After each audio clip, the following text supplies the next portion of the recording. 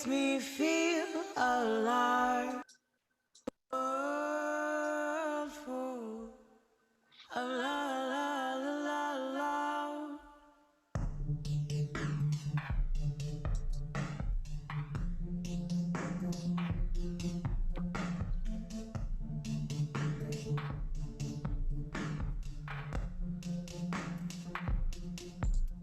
I said, love is such a powerful word that is written into the souls of man. Right now, we need a world full of love. It's truly sad, only few will understand. Give me a word who listens to reason. Give me a word that dances in the sun.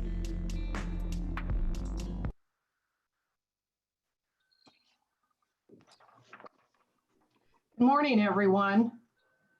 Pursuant to the Governor's Executive Order 20-003, and due to the concerns related to the coronavirus, this meeting to review grant applications for the Nebraska Arts Council in the Arts Project Grant category is being conducted virtually.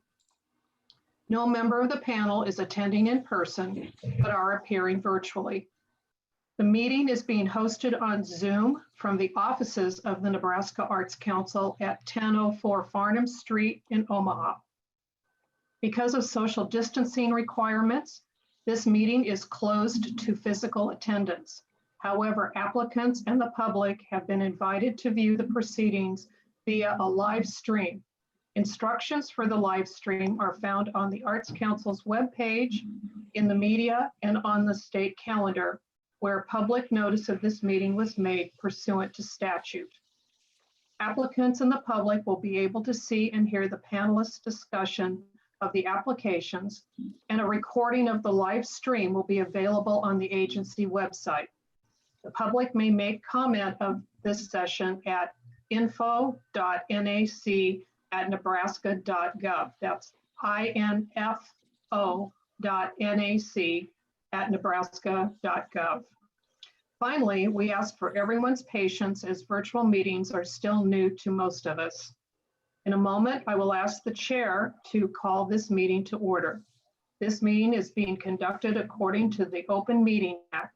A copy of the act is on the table in the Nebraska Arts Council office, and it is also available online under Nebraska Revised Statutes 84-1407 through 84-1414.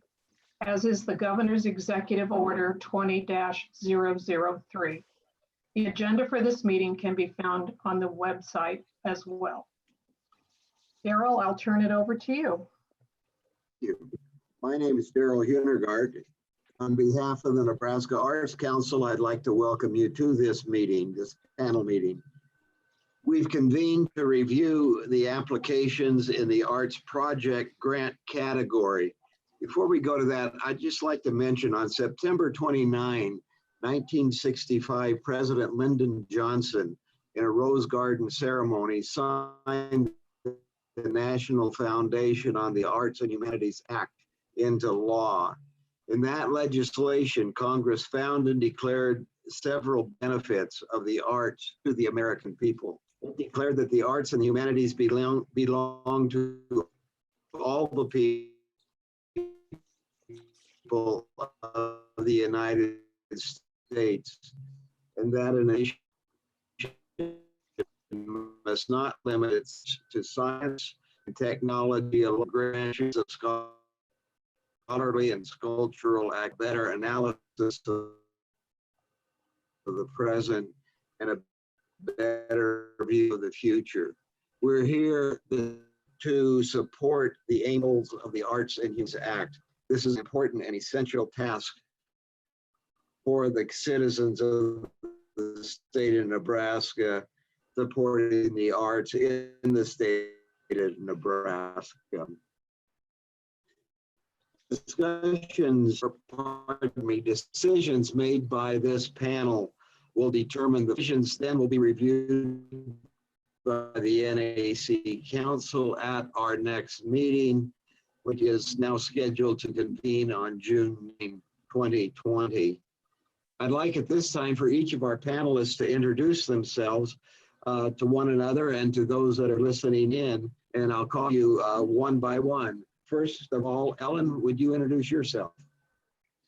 Sure. Hi, everybody. I'm Ellen Hornady. I'm from Grand Island. My background is in human resource management, but after having kids, I just focused on being a volunteer and working in the nonprofit world. I'm a past board chair for the Greater Grand Island Community Foundation, as well as past president for Hope Harbor, which is a homeless transitional shelter. And I currently serve on the executive committee for College Park of Grand Island Board and on the Leadership Tomorrow board. Charity?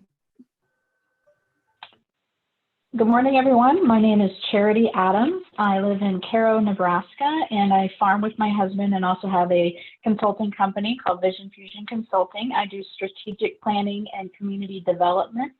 I am working with a group of volunteers from Grand Island on the Grow Grand Island initiative to develop a support group for arts and humanities in the Greater Grand Island area.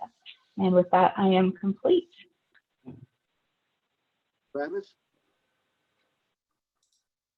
Hello, my name is Travis Morgan. I'm the CEO of the Sioux City Symphony Orchestra, and just very involved in nonprofit work here around the city of Siouxland, the Siouxland area, Sioux City, which was right on the border of Iowa, Nebraska, and South Dakota. And I'm involved in numerous nonprofits in all those 3 states. So great to be here.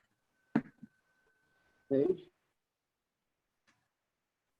Hi, everybody. Paige Wrights. I'm the Deputy Director at the Union for Contemporary Art in North Omaha, using art as a tool to build community and work for social justice.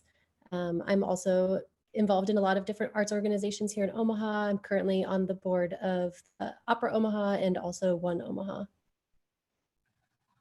And Washington. Good morning, everybody. I'm Washington Garcia. I'm the director of the School of Music at the University of Nebraska in Omaha.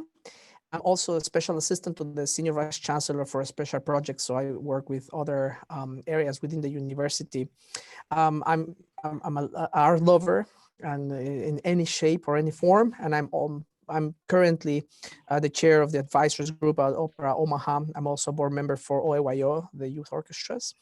And I'm the executive director and co-founder of the Nebraska Medical Orchestra, which is a partnership between UNMC and UNO. I'm also part of the creative council member for Kaneko and a father of 2.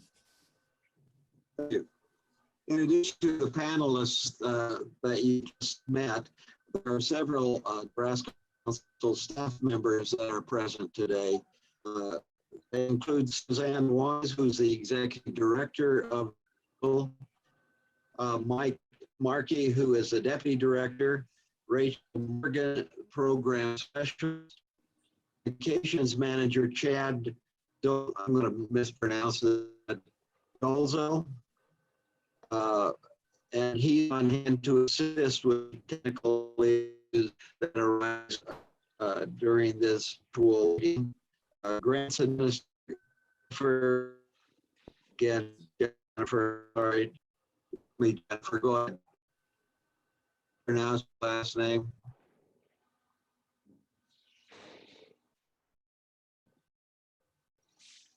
Wait, we'll move ahead.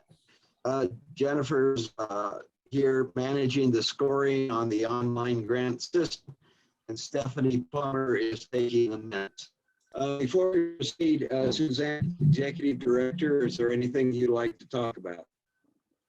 Thanks, Daryl. I just want everyone to know that the Nebraska Arts Council is ready and willing to do whatever we can to assist all of you that are conducting arts projects in light of the pandemic. There may be things that you don't know at this point, what is going to happen, whether your project will be able to move forward exactly as you envision it. Nevertheless, never hesitate to contact us. We are working from home at the moment, but particularly email is a great way to reach any of us. And you can set a phone call if you need to, or just do it by email, but don't hesitate to do that. As Daryl stated, this is public funding, and it is, I think, increasingly important that as we work through the pandemic, that the arts are at the forefront for getting us back to a point where we're healing. And so never forget that the work that you are doing is really critical to getting us back to where we need to be at some point. So thank you for that and all you do. And please remember to invite your elected officials to the events that you're holding. Thanks.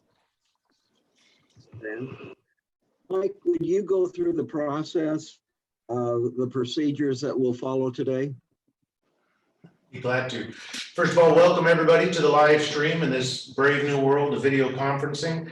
If you've not already, if you would take a moment to register your name and your organization there on the NAC website where you found the link for this meeting, we'd like to know who all sat in on the meeting. And a reminder to the panelists that even though you can't see or hear the audience, they're there. We encourage you to mute your microphone when you're not directly speaking. And that even if we take a break, and we look to take breaks approximately every hour for our panelists, even when we take a break, mute your microphones, but know that, that the live stream will be continuing underneath, okay? And if you would, well, let me just jump to the panel process here. Panelists have received and have read all applications in advance. Each application has been assigned a primary and a secondary reviewer. Applications will be discussed and then individually scored by each panelist according to the published NAC criteria for this category. It's the same criteria that was available on our website. By the way, for the sake of those of you who have participated in panels before, we will go through the applications in alphabetical order. We won't reorder the applications at all. So you can follow along. Again, the order of application should be available on the website as well. Okay. The panelist scores at the end will be averaged, and the applications will be ranked according to that average score, highest to lowest. Panelists will then determine which of the applications merit funding based upon those scores. A mathematical formula will later be applied to determine grant award amounts for the approved applications. Award calculations will be based on the average score for each application and the available funds in this category. Higher ranking applications will receive a greater percentage of their request. Finally, the NAC staff, in this case Rachel Morgan, for this category, are here to assist the panel process, but they will remain neutral and for the most part quiet during the panel process. As such, they will not engage in the panel discussions except to provide clarification on the process or communication with the applicant or some other means of point of clarification necessary for the panel discussion. Rachel is there for you anytime before you submit your application, and she'll certainly be there afterwards, after the panel process. But during the panel today, you won't hear much from her. Okay, that's it, Daryl. I'll turn it back over to you. Thank you. Thank you. Just are there any questions among the panelists as to the process or anything that you've heard? Seeing nothing, we'll begin. The process will be, I'll state which application we're going to be discussing. And when I do that, Rachel will then provide a brief synopsis of each of the applications.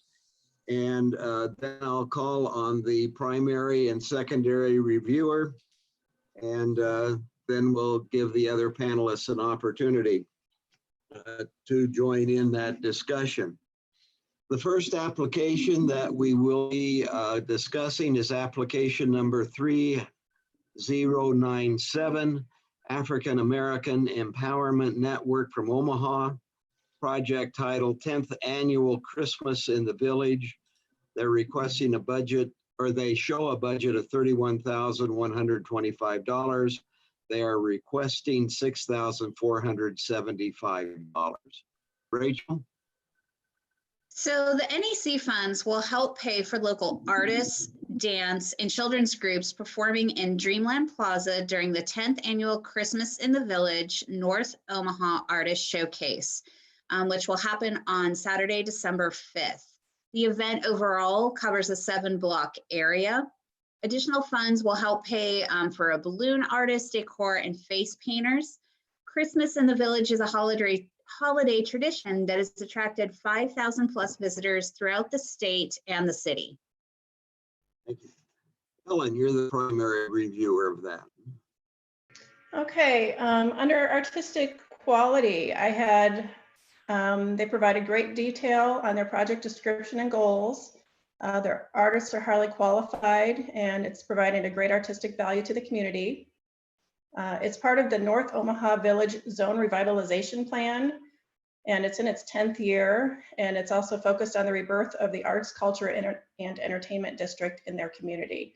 And that district has some great artistic and musical historic value there. They've seen significant growth in their 10 years, and they have key partners such as the Omaha Economic Development Corporation. Under planning and evaluation, looks like it's a well-planned event. It's organized and very professionally done. The timeline is clearly a working document. They have a good variety of evaluation tools, and they provided examples of how they've used the feedback to make improvements over the years. The budget looks good and realistic, well-written application with good attention to detail. Under outreach and engagement, the target audience is clearly identified with significant promotion and outreach, lots of collaboration throughout the process of planning and implementation. And then under underserved community outreach, the event is actually held in an underserved community in North Omaha, and it targets those community members and organizations for help with planning, implementation, and participation.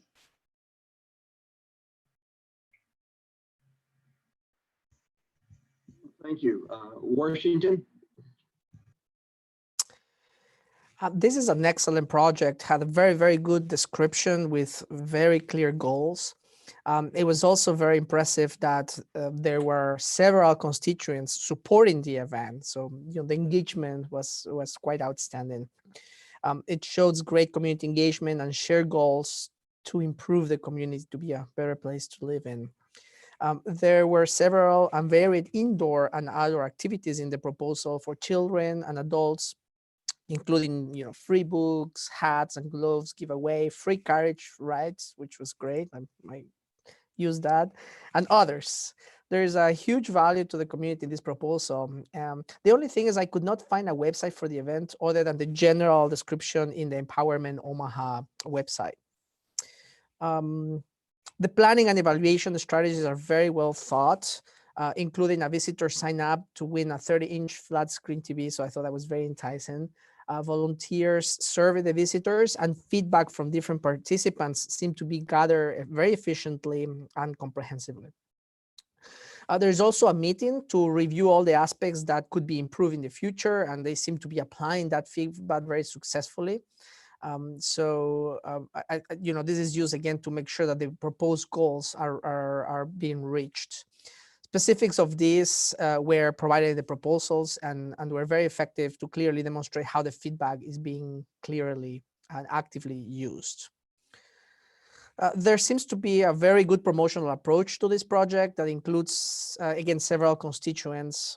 Website presence could be a little better, just to communicate with the community the great impact that this proposal has. In 2019, the majority of people attending Christmas in the Village came from North Omaha, and visitors from other parts of the city came from Council Bluffs, La Vista, Bennington, Bellevue, and Arlington, among others. So in all, nearly 31 different zip codes were represented. So I just want to say bravo for keeping good track of all of these data. It's a very great community partnership and outreach. As far as the underserved community outreach is outstanding participation of members from several angles of the underserved communities. Any of the other panelists have something they would like to add? Just wave at me in your camera and I'll recognize you. Travis. Unmute, there you go. Yeah, I just think this is a slam dunk project because obviously they're going after the demographic, and their demographic is right in their backyard. And so many people are involved in this, but there's such a variety of arts that really it makes it stand out on that level. But the thing I was very impressed by this particular candidate is the evaluation process is very extensive with a lot of different platforms. And the planning is extensive as well. I mean, they have businesses involved, organizations involved. So to me, this is one of the strongest applications that I read through this course.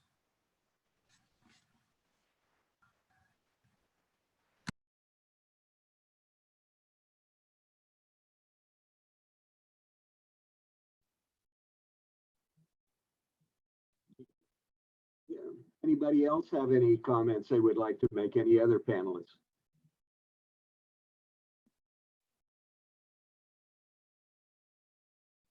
Seeing none, go ahead and complete your evaluation of that application.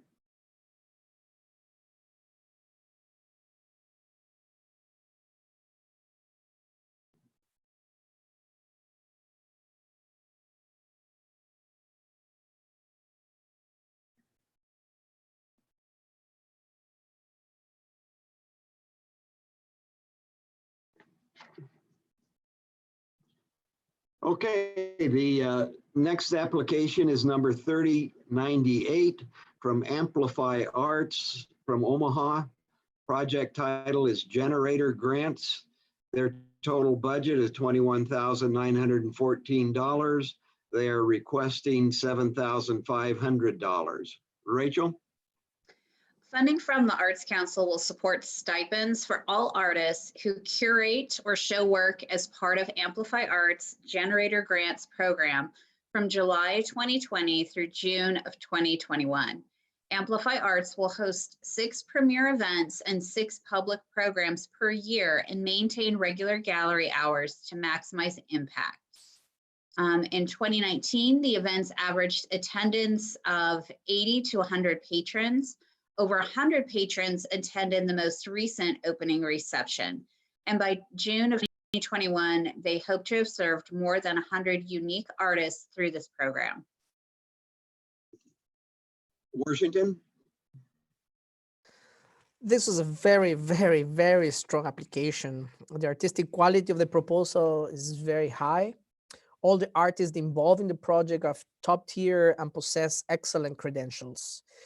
A majority of the artists are selected through a rigorous jury process, so that peer reviewed evaluation is very, very good to select the artist, which makes the selection process a very serious one.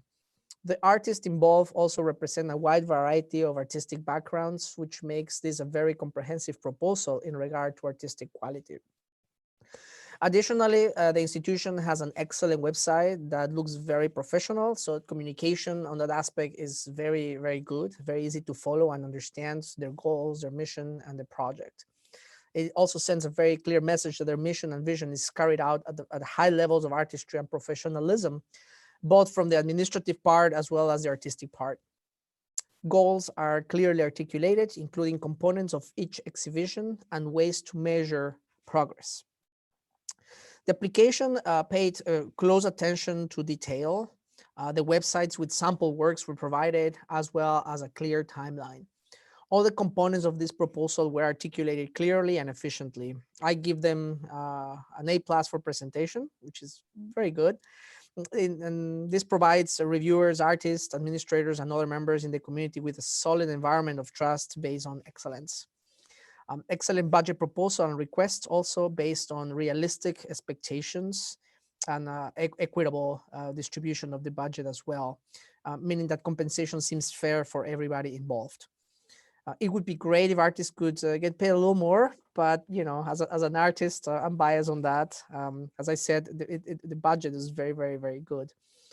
In regard to the new ways that the institution evaluates itself, participation was initially limited to residents of the Omaha Metro, and the focus was entirely local representation. But now, based on feedback they had received from previous years, they're connecting artists, curators with people in other cities to expand networks. So they're very proactive about receiving and implementing new feedback. Target audiences are adequate based on the mission of the institution. It engages diverse local artists and the community at large. And the institution is located in South Omaha, and they're hoping that a partnership with South High School will strengthen their impact. So that's great. They also seem to be very inclusive and diverse in regards to how they operate. Great letters of support as well. As I mentioned earlier, their geographical location already provides a very good gate to serve a diverse number of members in the community, and they are working diligently to increase their impact on underserved populations. Charity?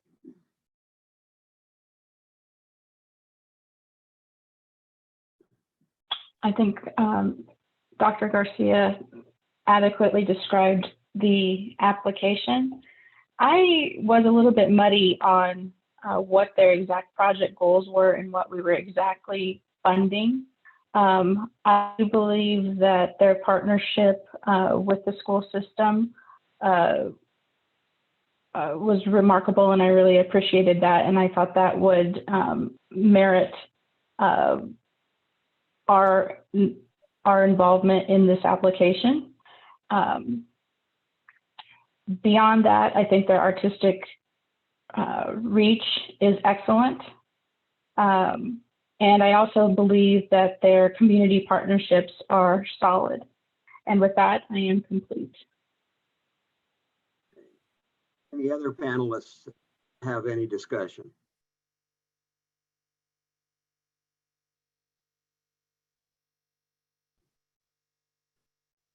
Seeing none, go ahead and complete your evaluation.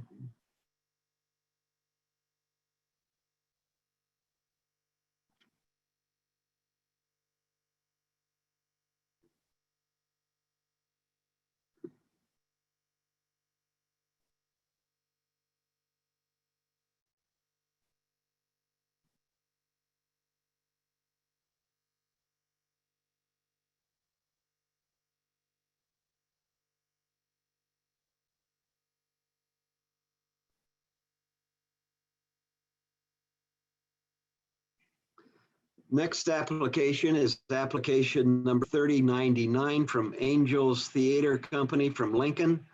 Project title is First Flight Festival 2020. Total budget of $17,600. They are requesting a $5,000 grant. Rachel? This grant will help support the Angels Theater Company with the planning and production of their First Flight Festival in 2020, which will be presented in the Johnny Carson Theater in Lincoln. They plan to do it in July. The festival will premiere a full-length production from a local playwright, new short plays written by Angels Playwriting Collective members, and production seminars. They estimate 900 people are expected to see the shows and attend the seminars.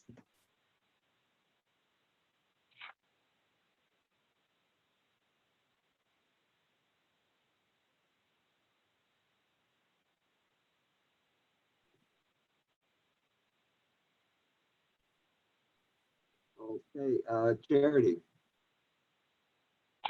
I really appreciated this application. I thought it was a very interesting project. From the artistic quality standpoint, I love the idea that they are giving writers and playwrights and production people the opportunity to create and get positive or constructive feedback from each other. It gives them a real opportunity to hone their craft. I love the fact that after everyone has participated, that they will produce a full-length play so that everyone can participate in the full practice of creating and play production. So I believe their artistic merit is excellent. The people that are involved in the project are well qualified. I think the project goals are stated specifically with excellent timelines. I do believe that they have provided a way for good evaluation and feedback. They have recognized that they had some issues in the past, and they have made improvements on those using their feedback and evaluation tools. Their timeline is excellent. Their budget looks appropriate. I'm giving them a good solid, I do believe they're having good community outreach, working with other organizations to incorporate the project and develop the project. And let's see, I love the fact that they have great educational outreach and give people opportunity to really practice and hone their craft. And the underserved community project area, I don't think that is as strong as it could be. But with that, I think it is an excellent application, and I appreciate their effort and look forward to seeing their project. With that, I am complete. Yes. I thought with this application, the goals were focused on artist development, and that was really clear about how the project fit those objectives. The first link, however, for the artistic quality, for me, it didn't work. So the press release showing the work kind of was hard to get a real sense of artistic quality. However, the play provided was fantastic. It really left an impression. I caught myself thinking about it later. So I think that that made up for the fact that the link didn't work. I would love to see images of the festival of the past to just really understand the scale, the audience of the productions, just to hone in on artistic quality a little bit more. Let's see, in terms of planning and evaluation, I would love to see how the evaluation attending to audience development and reactions is built. I really appreciate that this grant and this project moved to their idea of creative teams. I thought that was a really strong way to approach their programming. And it feels like a great way to streamline the professional development of budding playwrights. I love that they're attending to feedback that they've received in the past as a reoccurring project from both cast and crew. I know that there was a lot of feedback regarding communication and downtime. I think that addressing those things will only make this project stronger. Let's see, what else wasn't? The budget feels really strong and accurate, reasonable for this size of project. I would love, again, echoing Dr. Garcia, and of course, I'll probably say this a lot, I love to see actors paid more. So I encourage them to increase those stipends. I think the application itself was really adequately written. It was easy to understand the goals, the planning, how everything was coming together. In terms of outreach and engagement, I think the focus is on the artists themselves. It really seems to be that that's the main focus of this project, which I think is fantastic. And the stated audience was a lot of senior development for audience. They really rely on partnerships to diversify their audience. So one of my suggestions would be think a little bit more broadly about audience and its needs. It seems like they've really honed in on how to serve the artists. So I think that that's one thing that they could be thinking about.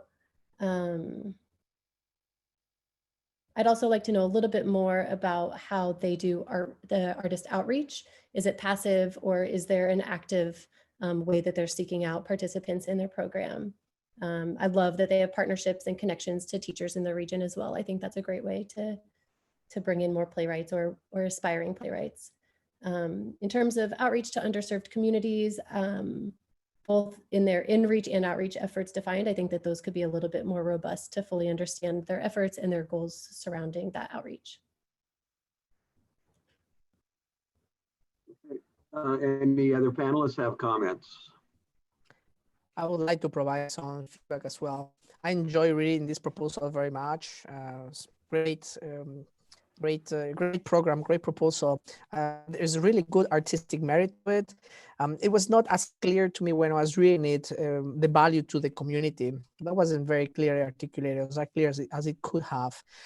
The goals were described very well, as well as the project itself. Were good job at doing that. There didn't seem to me to have a clear and effective evaluation process of the stated goals. And the description of the proposal was just slightly general. As Paige said, the feedback from last year seems to have been applied this year. So I commend the institution, the organization for doing that. And the description of the planning could be more elaborated just to help us understand the scope of this project in a more comprehensive way. There was a really good number of partnerships, as was mentioned before. The one thing that I noticed is that there didn't seem to be a financial support found from corporations or individual donors. And so the engagement from that part, I think, could be thought as a possibility just to have more constituents being part of supporting the project. And the description of the promotion also could have been more elaborated and just make it a little bit clearer. Wasn't as clear to me whether there was an extensive impact to underserved populations. But as I said in the very beginning, it was a good proposal, and I really appreciated all the time that seems to have been invested in putting that together. Anyone else?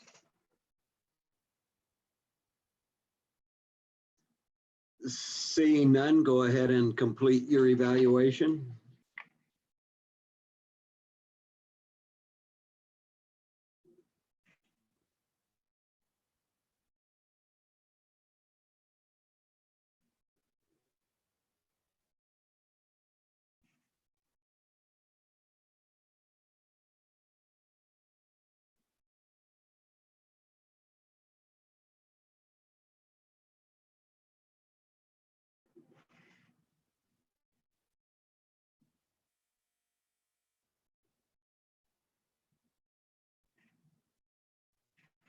Next application is number 3100 from Apollyon from Omaha. Project title is 2020-2021 Apollyon season, summer and fall.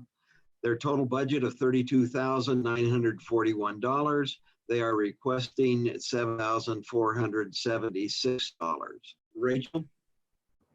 This grant will support the Apollon's 2020-2021 season, which includes performances, art exhibits, and community events. Funds will help pay stipends for artists and show costs, such as promotion, production items, and transactional fees. Several events can be attended at low or no cost. An estimated 865 people from the region will attend their events. An estimated 56 artists, which include visual, performance, and team leads, will be engaged in the creation of these events. Paige? Yes. So with this project, I thought the outline of the project description and plan was really clear. However, the specifics were left a little unclear for me. They do describe that this is due to the nature of the creation with new pieces every season. So oftentimes I know when I have a lot of sympathy when you're writing a grant for something that the creative process has yet not kicked off, but you still need to seek out funding to be able to do that work. The goals of the project were really clear, but I thought that they could strengthen a little bit of their measurable outcomes. So how do they know that they've achieved those goals? How will they know that they've succeeded in artist retention and development goals? And what does program sustainability mean to them? In regards to artistic merit, the application does a great job making the case as to why their particular programming is vital to the creative community that they serve. And I thought the lead artistic director and executive director have a strong history of leading theater and community-focused programming. So I trust their leadership in working with the community. I also would have liked to have read a little bit more detail about the production creative leads. How are they going to be selected, and what artistic qualities is Apollon striving for with those leads? However, I do appreciate that they leave room for artistic development in their programs. They recognize the nature of creating means leaving room for failure, taking risks, bringing people in who maybe don't have that beefed up resume yet, but are looking for opportunities to engage in their creative process. I would love to read data or feedback received, as this is something they've, a multi-year program. So what's the importance of this programming on communities and audiences? I know that they do a post-production survey. So just in the grant application, I think it would be strong to provide that feedback and what response looks like. In terms of planning and evaluation, I thought their timeline was really helpful to understand their process. Due to the nature of co-creation, it is hard to evaluate the efficacy of their planning. I would recommend that in future planning, they identify creative leads for each production and at least assign and inform these leads in a timeline. So as the grant reviewer, we can see when different leads are being brought in. I thought their evaluation process was straightforward and clear. It is notable that they have an artist survey as well as an audience survey. I think that that really helps with their dual goals of developing artists while also engaging community. I do take, let's see what I say. Oh, I know I've said this before and I've reviewed them before, that I take issue with the fact that in their budget allocations, they pay their serving staff more than their artist crew. I think that that's something that they should really evaluate in terms of what their goals are for the project. I understand that, servers and waiter staff need to be paid as well, but I think that there's a conversation to be had about upping maybe what they're paying for artists and asking for artists as well as an artist-driven program. Yeah, in terms of outreach and engagement, so much of this programming is geared toward artists and giving them creative freedom to play. I think that that is so important and, a noble goal within arts programming. I would love to see this organization clarify that as a strong goal of the program rather than center audience in parts of their narrative. Their promotional plans adequate to reach their audiences. I think that I would love to see a little bit more focus on engaging groups in South Omaha where they're located. And a commitment to programming and promoting programs in Spanish as well as English. I think that their description of how they're sort of doing outreach to the Spanish-speaking populations in South Omaha was vague. In terms of other outreach to underserved communities, I do appreciate their use in data describing their community and acknowledgement that financial constraints could be the reason that some of their community members don't have access to the arts. Which is why they prioritize low-cost ticketing. However, it was a little unclear to me about how they're doing active outreach to serve direct neighbors, low-income immigrant populations through their programming. So I think, a little bit of thought on that would be amazing. Additionally, they do state an intention or desire to start an accessibility inclusion committee, which is fantastic. I think like showing that they're moving beyond intention or desire and what's the action steps that they're planning to take for that would be really incredible as well.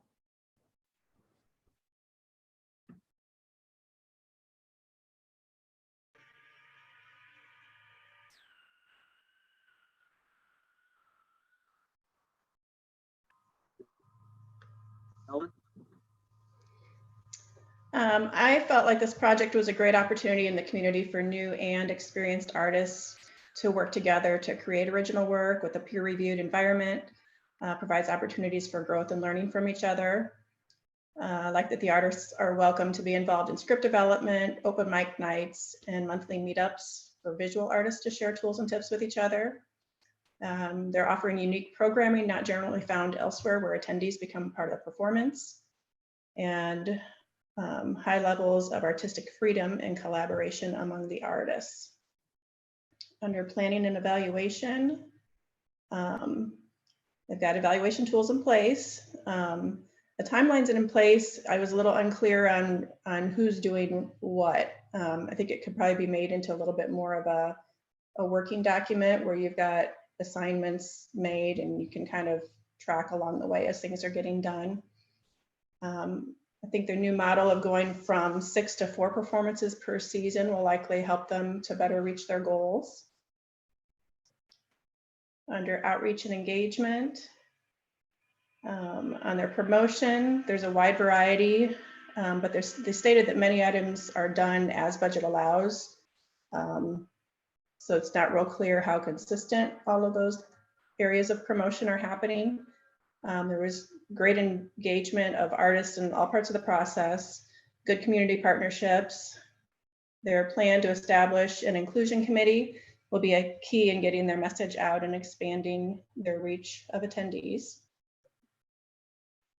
And under underserved community outreach, they're offering several events at low or no cost, which is good. They've discussed ways to reach out to the underserved audiences, but didn't share numbers or participation from these groups. And that's all I have. Any other panelists have a comment? I would like to provide some feedback. So I thought that there were the artistic quality of this proposal was good, was clear, and also specific. I concur with one of my colleagues who spoke before, mentioning that even though the goals were good, I wish that there has been a little more elaboration on explaining the impact of the goals and on the evaluation of the goals as well. The organization has established a very good mission that continues to impact our community. So that continues to be a very strong point on these proposals. And their planning and evaluation is also well thought out. They continue to maintain and develop partnerships in the area, which is great because that is a good reflection that feedback that is being received from past applications is being implemented as they move forward. So that's an asset, that's plus that the proposal has continue to implement year after year. And they also have a very good service to underserved populations, but I concur with, again, my colleagues on the comments that were provided more, that there could be more that could be articulated on this aspect. Anyone else?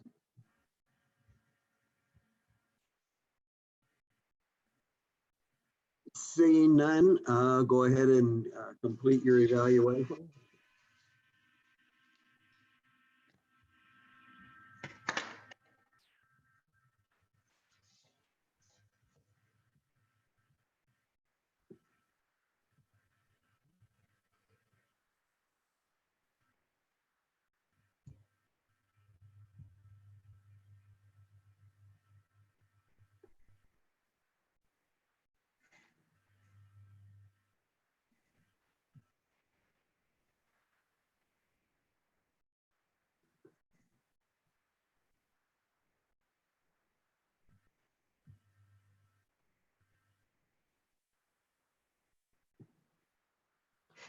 Next application is number 3101 from Asian Community and Cultural Center from Omaha. Project title is 2020 ACCC Harvest Moon Festival. Total budget of $15,000, request for $7,500. Rachel? This grant will help pay for the venue, sound system, performances, activity supplies, marketing, food, and administration. The event is planning to be held October 3rd of 2020. They estimate about 1,000 people from Lincoln and outside Lincoln will attend this event.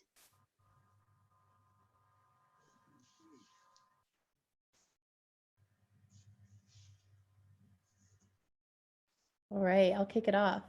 So for this application on artistic quality, I really appreciate the diversity of their performers. I feel like they really have a clear sense of who this event is for, and their artistic selections fit the goals of the event.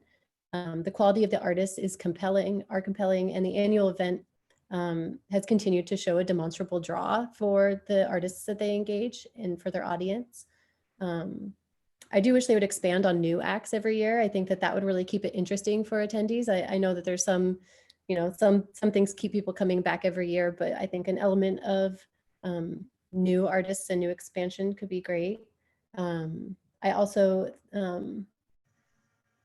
think that they could expand the scope of artists supported from immigrant and refugee communities regionally.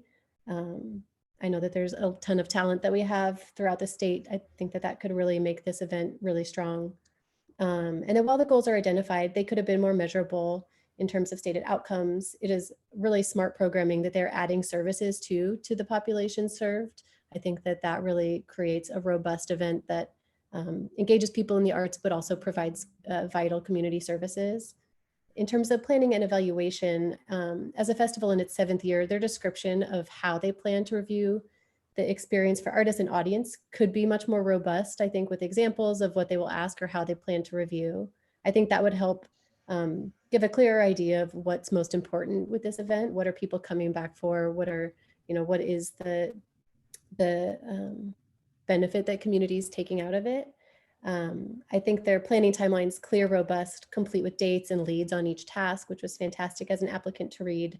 The application itself reads really clearly. However, I would like a little bit more in their promotional planning of how they plan to promote to various audiences and what that looks like within their venues. Budget seems very realistic for this event.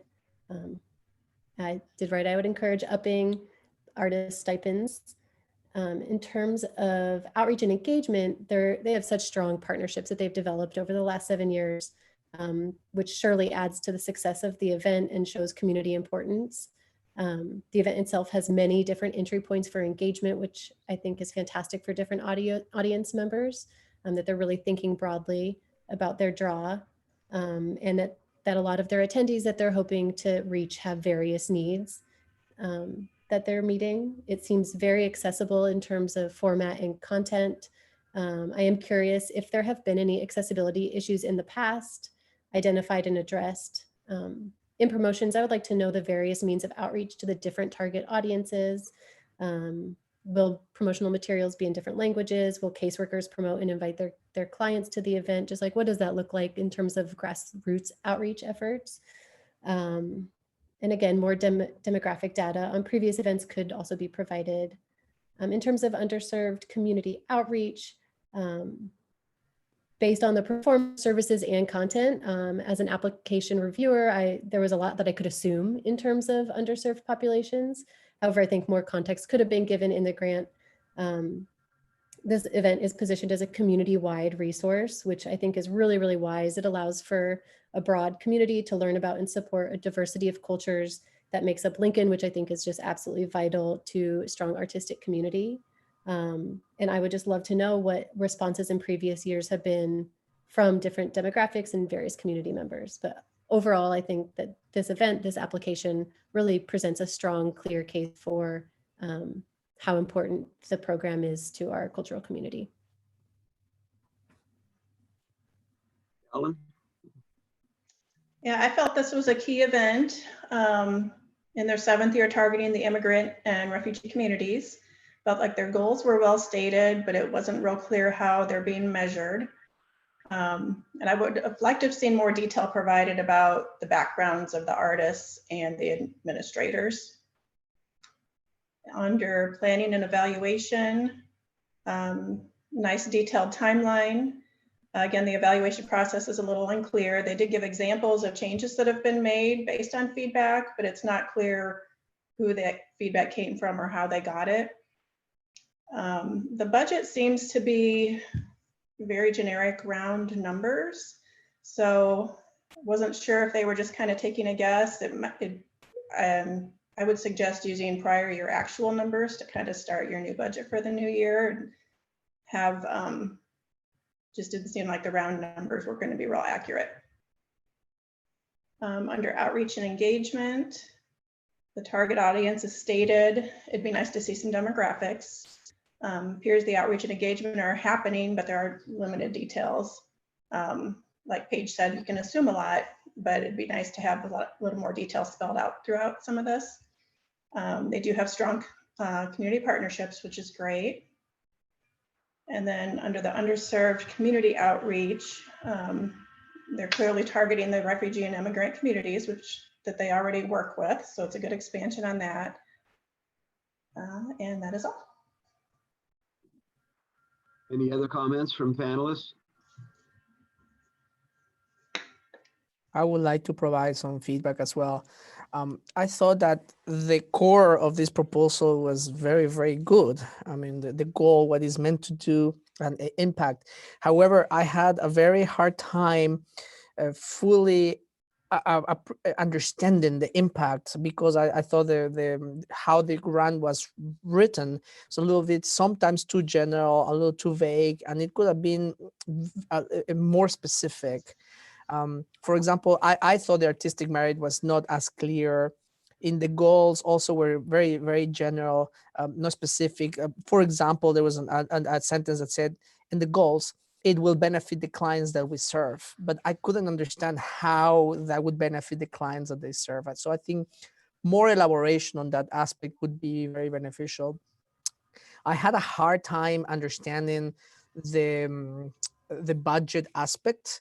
I thought that the amount of money that the program coordinator receives for a one-day event was particularly high, considering that the artistic fees were very close to that, and and there were additional administrative fees involved with that. So to me, the budget that didn't seem realistic and equitable. The evaluation of the described goals was not answered in the appropriate question section. So again, I think that being a little more specific about what's being asked on the proposal could really benefit the proposal. I think it would be also beneficial for the institution to include demographics. The target audience question could be more elaborated, as well as the community partnerships. And last, again, the underserved community outreach was very general. It wasn't as specific or elaborated as it would have been to help me understand more clearly the impact and the benefit of this great event.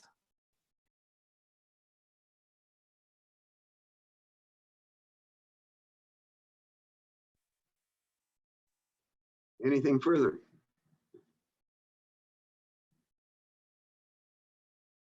Seeing none, go ahead and complete your evaluation.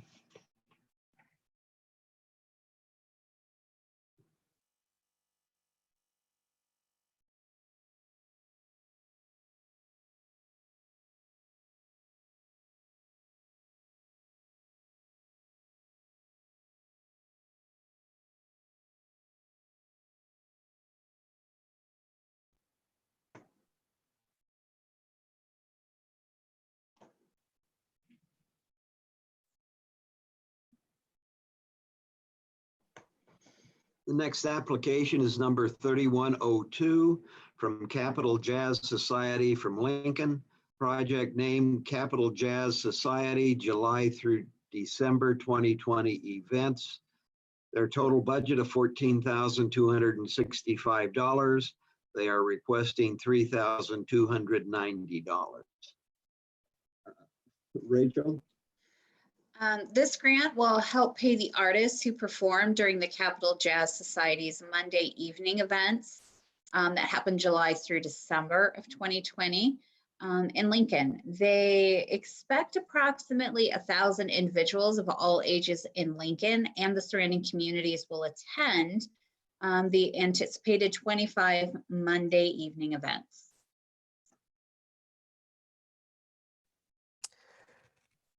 Washington. Great. Overall, I thought this was a very strong proposal. I've known of the organization because they're very visible. And one of the things that I want to tell them that they really need to be commended for is they're very inclusive. They reach out to several constituents in the state, Lincoln, Omaha, and other parts. So that is something that they are to be commended for. So the Jazz series in Lincoln features local, regional, national groups, and anybody interested can complete an application to perform the series. Again, making the proposal very inclusive. The talent recruited to participate in the series is very good and represents artistic quality from a varied group of artists from different backgrounds. The goals of the project are very clearly articulated, to produce free quality live jazz performances, as well to provide opportunities for local professional students, which I love to see, as well as amateur jazz musicians to perform and learn from one another. So there's also that educational aspect that is very enticing to the proposal and very strong. So they are fulfilling this goal. The Capital Jazz Society is a well-known institution, as I mentioned earlier, not only in Lincoln, but in other parts of the state. And the impact that they have goes beyond the actual performances. There's a strong educational component to it. They support students and artists throughout the state, not just in Lincoln. The amount requested from this project is appropriate and within the structure of a strong proposal. For example, the individual donations and corporate donations cover almost all of the expenses, which provides a good information about the support that this project receives from other members in the community. And being on both ends of the spectrum when writing proposals, this is very, very, very important to have. The more the merrier when support is in discussion. The planning process looks adequate and is very well articulated. The timeline is very clear, provides a good insight on a well-structured way to operate. In the past, the Capital Jazz Society charged a $5 admission cover charge to the Monday evening events. However, they ceased to charge this admission fee, and as a result, audiences increased as well as income. So the only thing I would like to recommend is to document in a better way the evaluation process. The target audience description is very good. Again, I would like to recommend that examples of this are given to help us understand a little better, including where the students come from, the music teachers, where others are coming from. I know, as I said, it's very inclusive, but just a little more information about that would be great. This can be better. Excuse me. The promotion part was good through Facebook, website, other social media. So I found that also very strong. I could not find their website and the application, so I had to Google it, making it easier to read when somebody is evaluating the application could be beneficial. I also would encourage the proposal to revamp considerably their website. I think that could be better. The written communication on that aspect could help. In regards to the underserved community outreach, the institution creates opportunities for students of many parts of the state to perform alongside professional musicians in a live performance setting, so that the students can play and learn from seasoned musicians in the area. Again, that educational component to serve these populations is great. This is wonderful and creates really good opportunities for performance. So it's a great pleasure to read this application. It's a very strong proposal and the impact is very clear and bravo. Paige? Yes, I feel like a lot of what I have to say echoes what Dr. Garcia just mentioned. I thought that this application was really clear to read, really well written, and in terms of artistic quality, it's obvious that the best jazz musicians in Lincoln and beyond are involved in this program, but they're still open to a wide variety of jazz students, beginners to participate as not only audience members but participants, and I think that that's fantastic. They had really clear descriptions of their 3 facets of programming, from the first Monday Jazz Jam to Monday Night Big Band and Capital Jazz Society. And I think the work samples that they did share gave a great idea of what the performances are like for audience members. I also think that keeping their schedule really consistent is really strong for audience and participants to know how to engage. The project goals were very clear. I think that I would encourage them to think about an implementation of an annual or even biannual survey. I know that, on a regular occurring event, you don't want to create survey fatigue, but I think a check-in every so often could provide great data for the group about the quality of their programming and where maybe they're missing the mark. In terms of the planning and evaluation, I thought that their planning process was very, very detailed. However, it stopped right before the event dates. I would like to see what's their plan through the event and then post. Do they have some sort of debriefing? What does that look like? I think that that could aid in the evaluation of programming. Maybe a bi-monthly feedback session, or just how does the group truly know, besides anecdotal feedback at their events, that it's meeting the needs of the jazz community. In terms of budget, I thought that it was strong. My only question would be about the corporate donations that they list. I don't think they detailed who those were coming from. I think that that would be insightful reading as an applicant reviewer. For outreach and engagement, I really appreciate their switch to not charging for admission. I think that this policy is in line with their mission and goals to make jazz accessible, and they really demonstrated strong partnerships with student groups and teachers in the field, which is just incredible. The two things I think I would love to see would be about how do they meet the needs for people, beyond students? Are they thinking about ways to meet the needs of people living with disabilities, underserved communities, et cetera? I think, of course, being free is such a huge asset, but if there's other ways that they're striving to be accessible, I think that would be really insightful to learn about. Their promotional plan seems really strong. And then in terms of underserved communities, I think that their accessibility is, absolutely great. One thing I wrote that might just be something to think about that wasn't clear in the grant, that just sort of an active acknowledgement that the art form that they're cultivating and celebrating, does come from Black music history, and committing to diversity of roster of performances, and their intention behind acknowledging that. I think as a cultural member of our community, I would love to see that. But otherwise, I thought that their outreach engagement was really strong.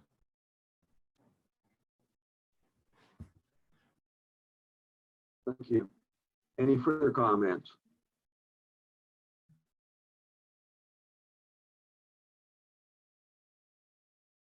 Seeing none, go ahead and complete your evaluation.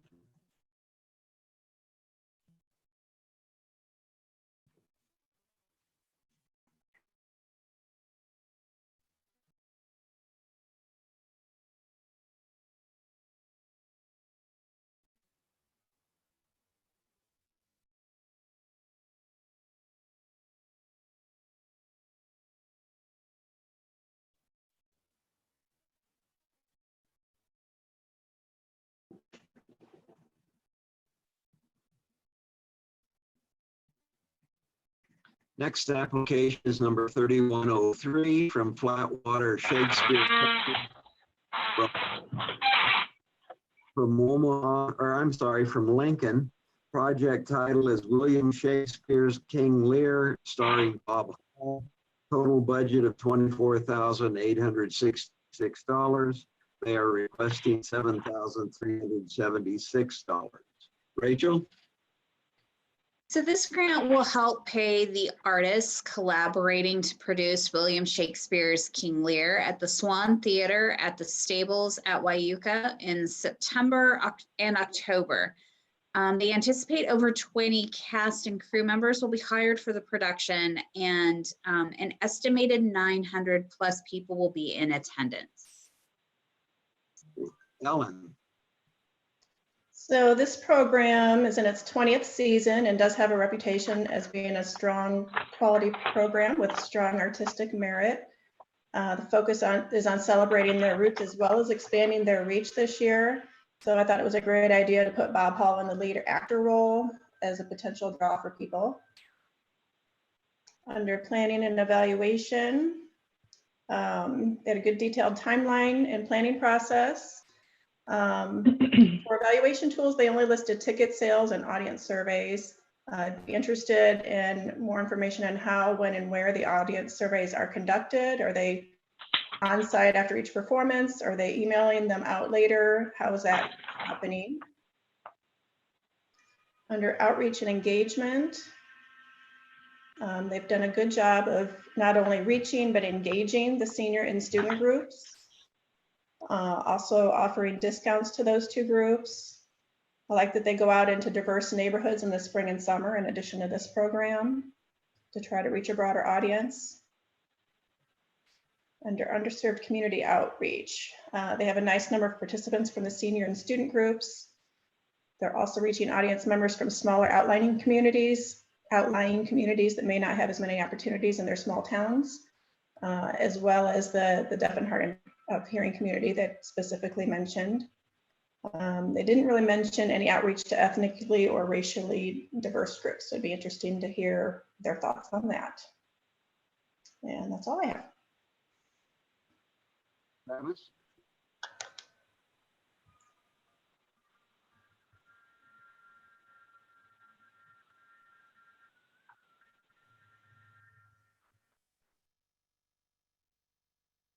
Need to unmute Travis.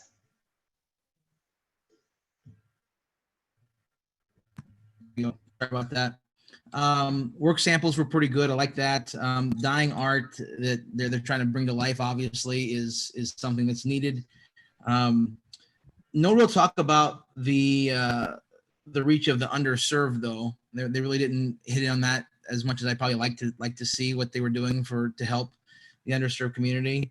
I think although they do perform in an underserved area, it doesn't really talk about who they're trying to reach specifically as far as what they're doing to bring that group of people to them.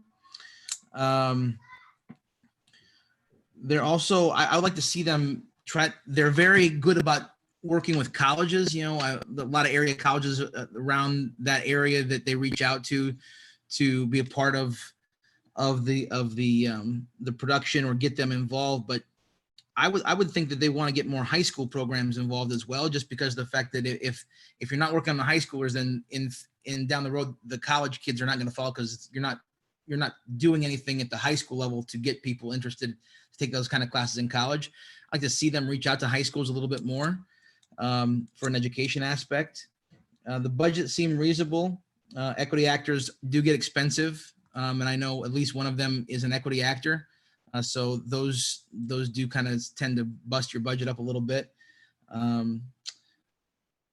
And the promotion is good. I mean, they're on NET Friday Live. They do some TV interviews to help promote it. And they also have newspaper articles written about them as well. So it seems like they do a good job of promotion and getting the word out. So fairly strong candidate here in the sense of a great art that needs some help. But like I said, I'd like to see them get maybe a little bit more involved in the high school level.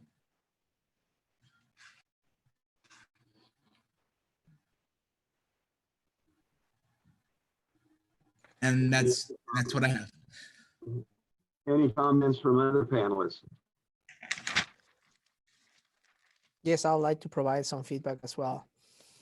On the artistic quality, I thought it was clear and it had specific explanations, good artistic qualifications of artists involved in this project, so that I had an easy time understanding.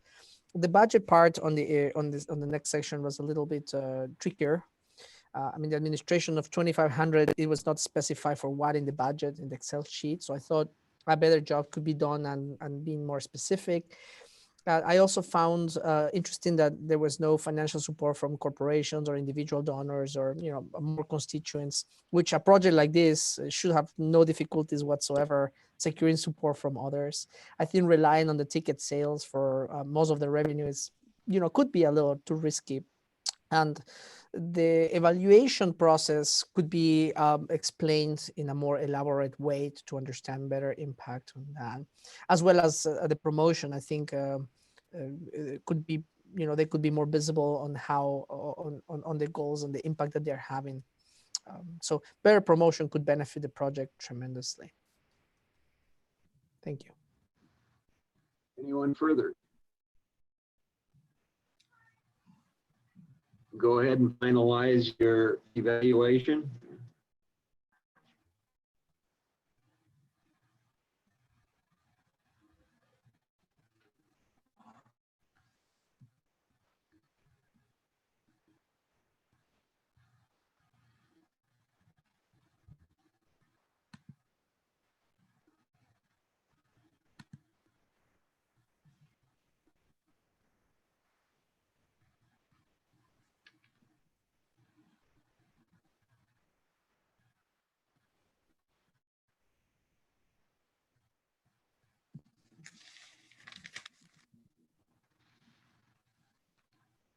We've been going after these applications pretty intensely for about an hour now.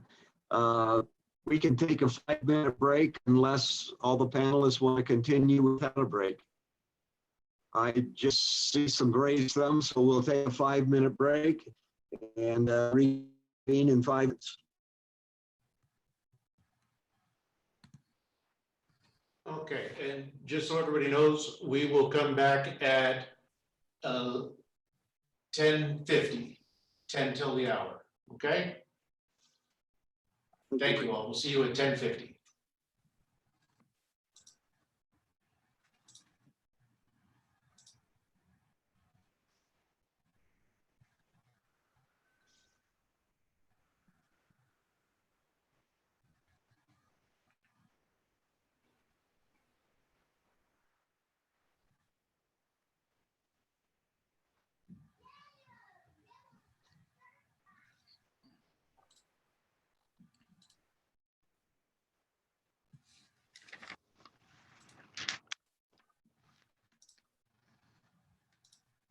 Give me a world that makes me feel alive. A world full of love, love, love, love.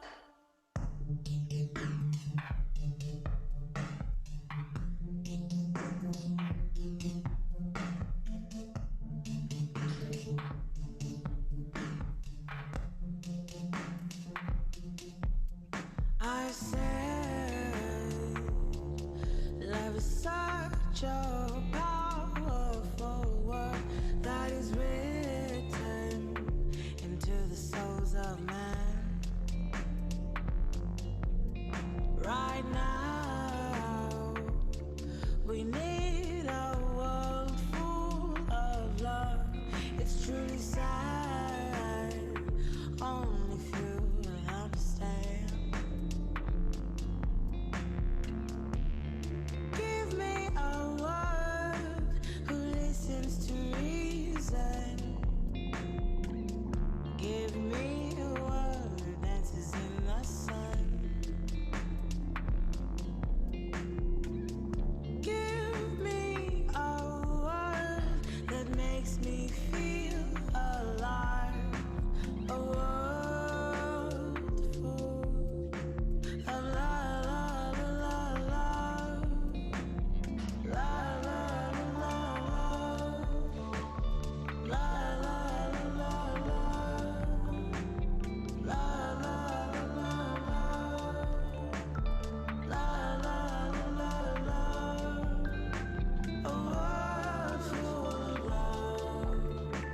A world full of love. A world full of love. Give me a world full of love, for love. Let the people of the world in good positions of poor understand you are all here for a purpose.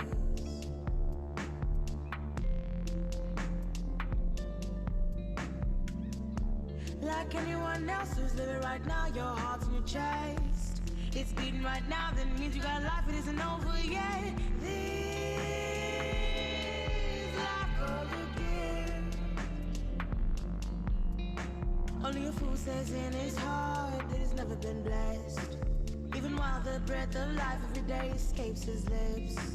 Just like the fool, I understand you too have been blessed. But unlike the fool, I pray that you realize it. Give me a world who listens to reason. Give me a world who dances in the sun. Give me a world that makes me feel alive. A world full of love, love, love, love.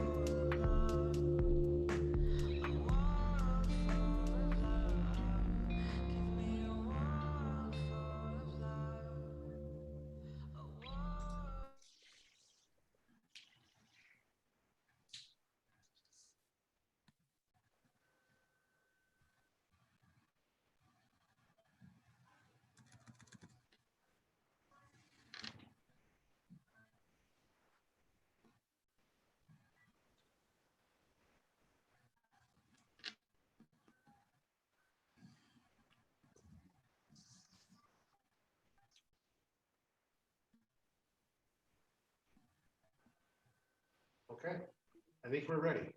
Okay. The next application that we'll review is number 3104, Kimball Concert Association. Project title Fall 2020 Project Grant. Total budget of $15,100. They're requesting $7,250. Rachel?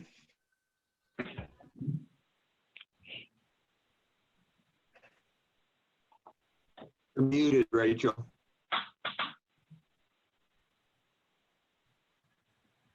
Dang it. That was the first time I'd done that. All right, let me start over. The grant from the Nebraska Arts Council will help the Kimball Concert Association keep going in their 45th year. They need the funds to help the artists who will perform for their patrons and individual ticket holders. In October, they plan on hosting Will Martin, and in November, they will showcase the group New Odyssey. Both are fresh and very unique events for their area. They hope to serve 250 plus people with this event who will come from the area in and around Kimball, Nebraska. Thank you. Charity? Appreciate this application so much. Kimball, Nebraska, by basis of geography, is an underserved community. So this group is a volunteer organization that has a steady representation for putting together concerts. I mean, they've had a 45-year run. One thing about them is because they are volunteers, they work with an allied concert or a concert service to source their artists and their entertainment. So they are reaching beyond the area that they work in. The individuals that are administrating the program are well qualified and have a longevity in providing this service to their community. They are bringing in these artists and hope to sell significant numbers of tickets, but they're also making this a community-wide event. So it's more than a concert, it's almost a community development event, and they are partnering with like other organizations to provide discounts for food and access to other services that are going on in the community at this time. So it's a great community builder as well. They do have an opportunity to evaluate. They poll the audience to determine what is going on and what they would like to see in the future concert series. I like the fact that they are extending their funding to not only provide the concert series itself, but they are making improvements to their facilities so that they can continue to grow their program and make it more appealing to people in the community. I like some of their outreach, specifically their phone-a-thon. Typically, we have people that are in our communities that do a lot of Facebook, and they do that, but they are actually really doing a great service and doing outreach, like really doing person-to-person connection for these typical kind of concerts. Their budget looks in line. Their community outreach, they are a long way from anywhere, so this is a great service to bring out to that community. People just don't have the opportunity to get in a car and get to a different concert, so bringing entertainment there is significant to their community. I like that their community also partners to provide transportation to these events. So if you need a ride, they are providing transportation. They are providing food and outreach for that as well. And they're also working with the high school to build up that program. And while the entertainers are in the area, they are also reaching out to their assisted living and senior communities. With that, I think it's an excellent application, and I am complete. Okay, I have that it's a wonderful, long-standing organization and program providing new, unique, and fun offerings for their small rural town that they would otherwise be lacking. Their work with a professional booking agency allows them to bring in high-quality artists from all over. Under planning and evaluation, the timeline is in a detailed working document, very well organized. The evaluation process is a little bit informal, more verbal feedback than anything else. Could be maybe a little more developed with written or email surveys, so it's more easily measured. So the goals were good, but they're just kind of difficult to measure with the current system. Under outreach and engagement, they've got good traditional promotion in place, as well as promoting in effective ways that are unique to their community. They're targeting not only Kimball, but also a 2-hour radius around them. So they're getting a lot of small communities that otherwise wouldn't have a lot of opportunities for the arts like this. They've got great partnerships with schools, churches, local restaurants, and the local transit system. It's great that visiting artists are invited and encouraged to visit local schools and nursing homes while in town. It's great that the board members that are volunteers are very involved in promoting the event and selling tickets in the community. And I like that they make a point to reach out to new members of the community. They're small enough that they know who those people are and they specifically target them. As far as underserved community outreach, Kimball itself is an underserved community just based on its location and its size. So this is a great opportunity for residents to come together and have local arts and culture. And that's all I have.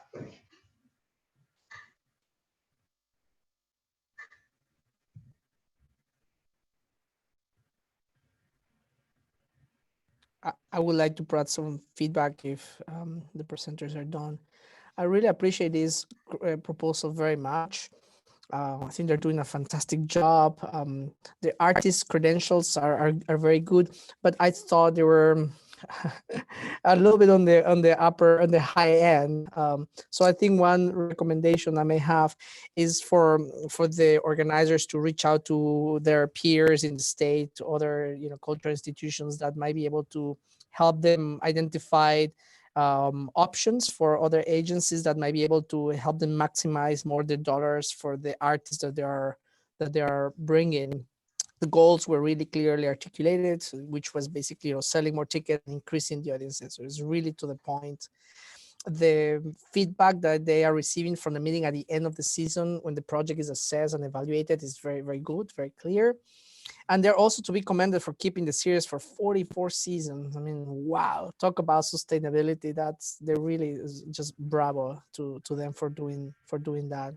So again, I will encourage them to consider other agencies that may provide equally or even more renowned artists for the same fees or less.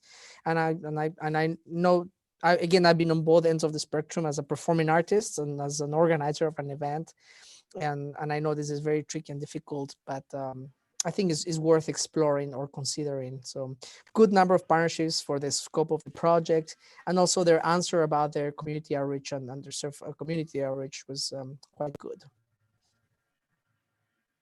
Anyone further?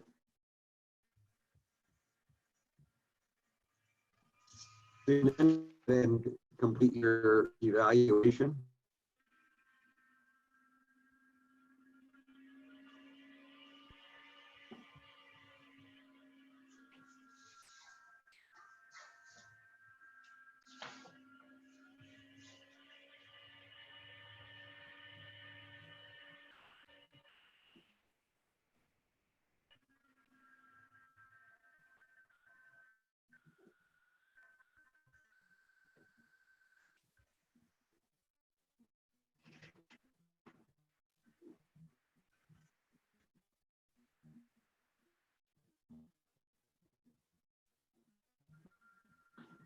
The next application is for 3105.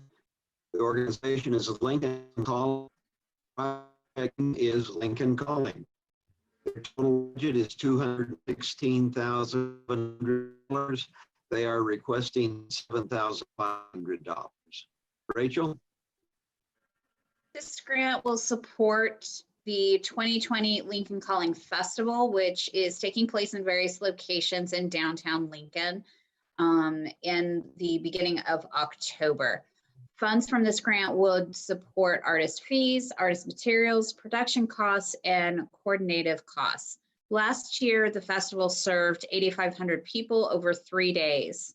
This year, the goal is to serve 10,000 people and attracting people from around the city, state, country, and globe. Washington. So Lincoln Calling is an annual nonprofit arts festival focused on concerts, exhibitions, community engagement, and environmental leadership. Loved reading all of that. The mission was really clear. They are also to be commended for creating a sustainable festival already on its 17th year. So again, there seems to be a really good system in place already. Yeah, even though the festival it's only 3 days, the festival presents over 90 national and local bands across several stages. So that wowed me. It was mentioned in the application that artists will be confirmed in April. However, when I checked the website, it still shows the 2019 lineup. It may have changed since I reviewed it, so I don't know. But I thought having that 2020 information already would have been better online. Based on last year's roster of artists, though, this project seems to gather a very good list of diverse groups. The proposal looks like a very collaborative project with planning for the 3-day event taking place over the course of 12 months, beginning with the feedback and evaluation from the previous year. So bravo for doing that and implementing the feedback. Feedback is sought from different constituents, including staff, volunteers, board members, sponsors, and donors. So they're very inclusive and comprehensive in how they're gathering that information. The feedback is then reviewed, analyzed, and made into actionable tasks by the executive team. So again, the work in the process that they have is clearly working quite well. The entire planning and evaluation process is described clearly, and it seems to work very well. The institution's budget is excellent, and it engages several members to support the festival. The request, I believe, is very, very good. In terms of outreach and engagement, there is very specific information provided in regard to the target audience, which is excellent. The institution also seems to be very well informed about the impact of printed materials, which they don't now do, versus social media. And it was,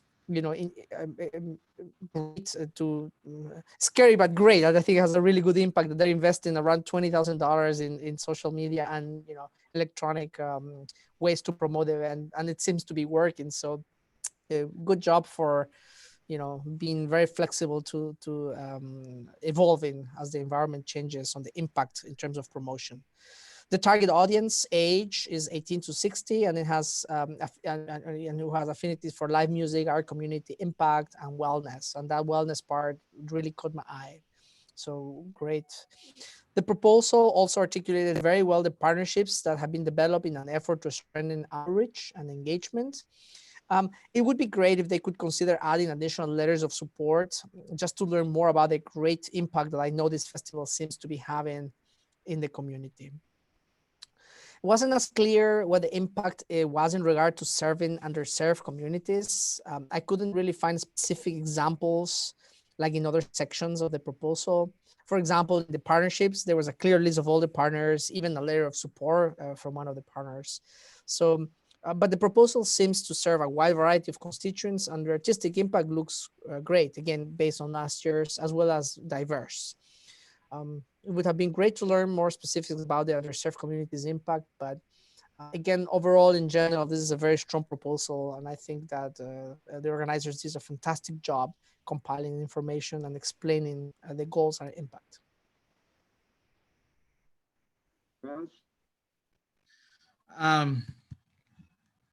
I'm unmuted. Okay. A lot of music here over, which definitely is a bonus for a lot of different demographics, which is great. But they never really go deep into what else they're offering that is artistic, in the sense of, you see that they list exhibitions, education, workshops, wellness gatherings. well, what kind of those things are we doing? Who are we educational wise? Who are you reaching? What kind of exhibitions? You know, that really didn't get into detail on those things. They list them, but I'd like to know more about maybe some more detail on some of those things that they talked about. The evaluation for an event their size is pretty good. I mean, obviously they do some post meetings where they talk with sponsors and whatnot. I'd like to see maybe a better survey than what they have. When you talk about a festival this size, maybe they could do a little more with a survey that's live or that's there, that they can do it. They send out a survey, but how many people are they reaching when they do send that out? That's you know, when you're talking about 8,500 people at some point, you know, if you can just get a handful of those people, you know, I don't know, just an idea of maybe they take emails and work with that way. Maybe so. When you're discussing, in my opinion, like I said, the concert this size with this many people from this many backgrounds and this many states around the area that come, you know, maybe a deeper dive into who's coming and why might be better. Just an idea. They do reach a ton of people, engage them, but we need more about the classes they're offering, like as I mentioned earlier, they don't make the festival easy to attend for the underserved. You know, it is $25 to get in with no mention of free tickets in this situation. You know, I'd like to see maybe them opening it up to a little bit of, you know, reaching out to maybe other nonprofit organizations out there that allows people that are underprivileged to maybe give some of those other nonprofits free tickets to allow people to come in and enjoy the music. But like I said, at $25 a ticket, sometimes there's a lot of people in my area that could never afford $25 a ticket, especially right now, you know, and I know we're not taking that into consideration. But the $25 does kind of make it a little bit tougher for an underserved people to get in. That's just my take on that.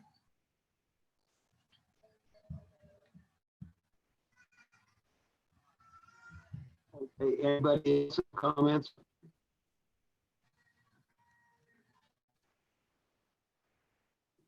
Seeing none, go ahead and complete your evaluation.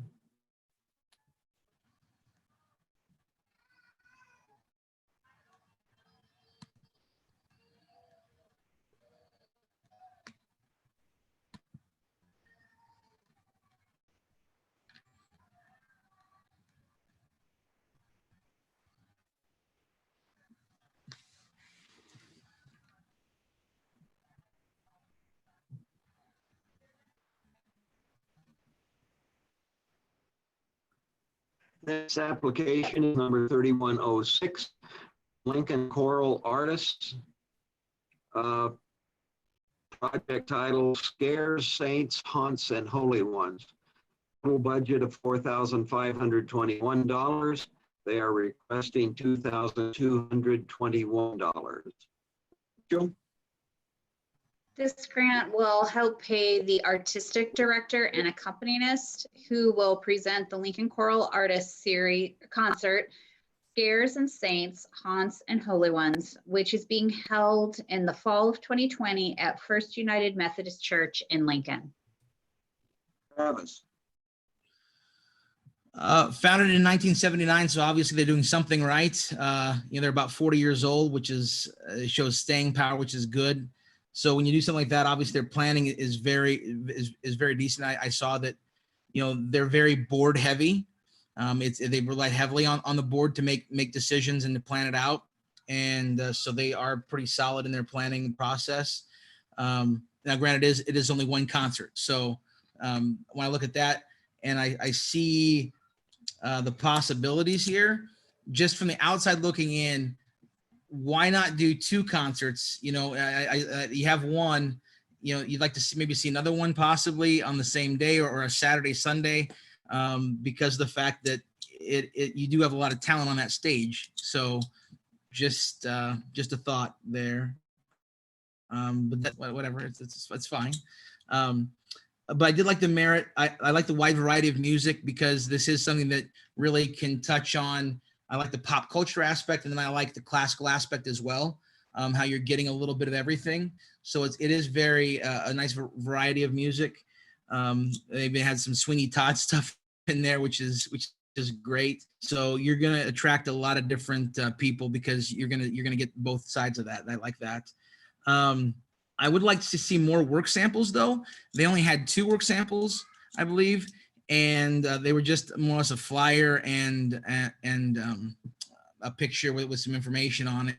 It would have been nice to maybe see an article from the Lincoln Journal Star or from the Omaha World Herald or somebody, or a possible news story done on them, which I'm sure they've had, because they have been around for quite some time. So I'd like to see maybe a little bit more on the work sample as far as what they're presenting and how they're promoting it. Budget seems pretty solid. I mean, they're not asking for a ton of money because it is just one concert. So that seemed pretty on the up and up there with, the cost of certain things. Education, I like what they're doing as far as they do reach out to a certain demographic of obviously the choral community, but the Lincoln Boys Choir, the UNL choir as well are all invited to attend this. They reach out to them and try to get them involved, which is nice. I like that. I didn't see any corporate sponsors there. Did anybody else see corporate sponsors, by the way, on this application? I couldn't find any. And I think maybe something like this would do well with an organization that's been around since '79, and might help them offset a lot of costs. And maybe that's something that they could do to maybe do a couple concerts if they did get corporate sponsors involved on a level like that. Promotion, they use the TV and the radio, that's good, and Facebook and whatnot. I think that's, obviously social media is the way to go right now. But I think they're doing what they can on that level. The credentials are obviously solid. They have a great group of people that are leading this event. So it is led by a good group of people that obviously know what they're doing. And like I said, the education aspect is also pretty solid. They aren't going out, but they're really not going out of their way to help the underserved in any way. In their description, they really didn't touch on that hardly at all as far as what they're doing to serve the underserved community. So I did dock them quite a bit for that. So that's my take.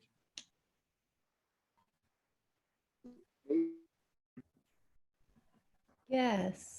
So on this application, I think one thing in terms of artistic quality that they really demonstrated is that they have a long history of choir performance and strong artistic bios. So the artistic merit is clear just in that longstanding tradition of the choir.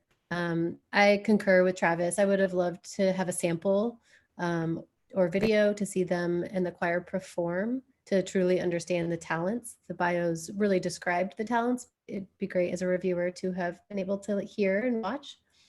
The goals are listed for this performance, but they were a little vague to me. I would like to know how they plan to measure their impact. The project description, however, was very robust. It leaves no questions on who will perform, what they'll perform.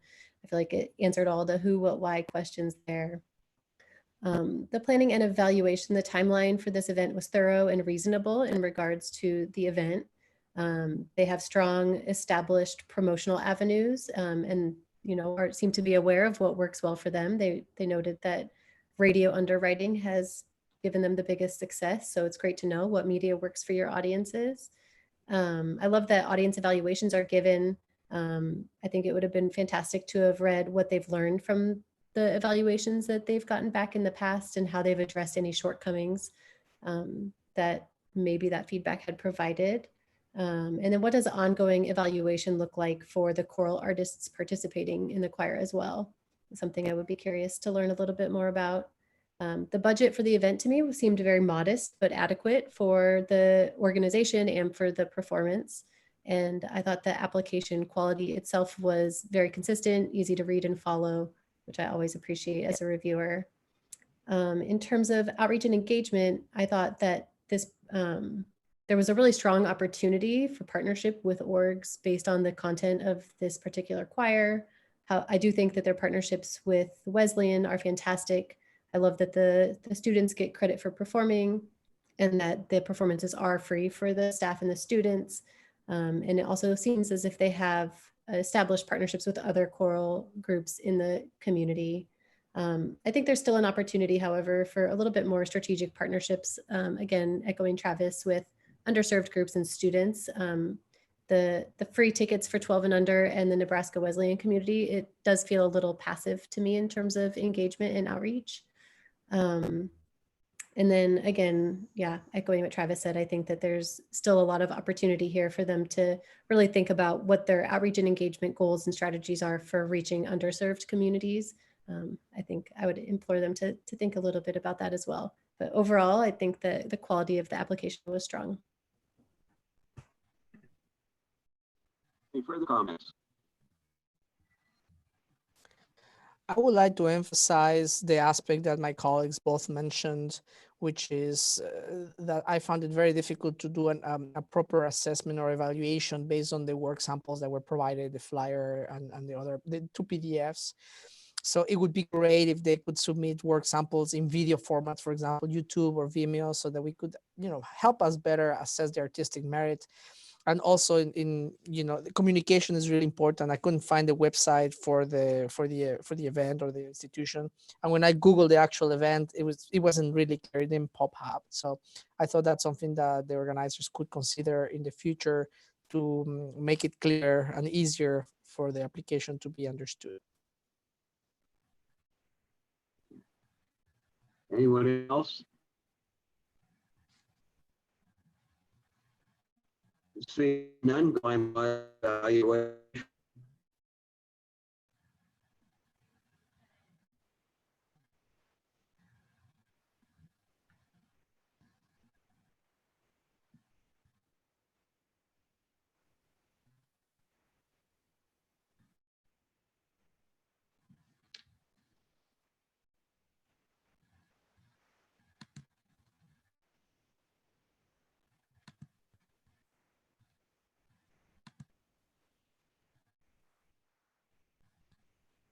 Next application, number 3107, from Lincoln Community Foundation, project title, Foundation Garden Performance Series 2020, total budget of $6,750. They are requesting $3,150. Jennifer, I'm sorry, Rachel. Jennifer, jump in there. Yeah. I'm waiting for the thumbs up from Jennifer. Go ahead. Right. This grant will help pay the artists who perform during the Foundation Garden Performance Series events, July through September of 2020 at the Lincoln Community Foundation Garden in Lincoln. They expect approximately 770 individuals of all ages in Lincoln will attend the anticipated 14 Wednesday afternoon concerts.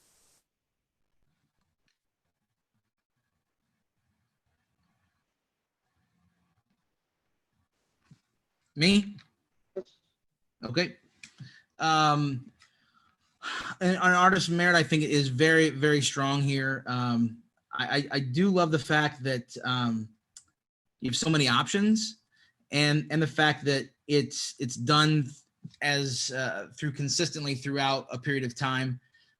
Wednesdays at 1 o'clock, it's hard to beat that. I mean, when we think about people just getting a chance to go out and see something free and see something during their lunch hour, it really brings people downtown and creates a nice buzz for people. I think the idea is very good. And they do offer everything from jazz to pop to a lot of different varieties. So when we look at that, the artistic merit is very high here because of the wide variety of what it offers. The availability to everyone is obviously free during lunch, and I think it's a great concept, and it's something that they can obviously grow as the years go on. The budget seems extremely reasonable. We're talking about a lot of different shows and whatnot, and for $67.50, you're getting a lot. I think they've done a good job of putting that money to use and making good on what they're asking for. So that was obviously a bonus as well.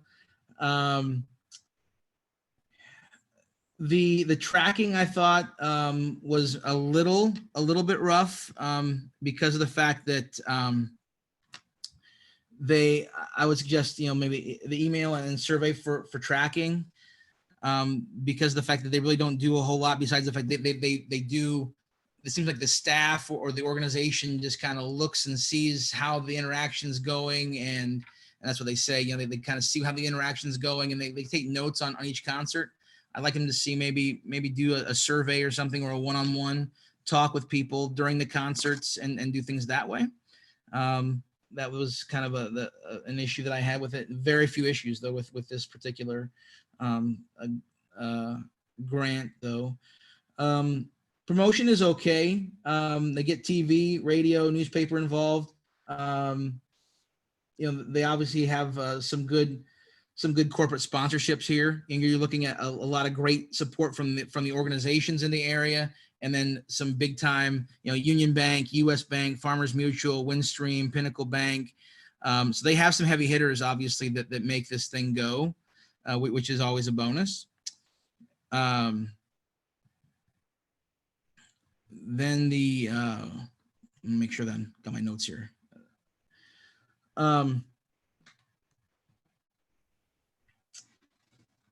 The goals for this are obviously pretty well laid out. They know what they're trying to achieve, how they're achieving it.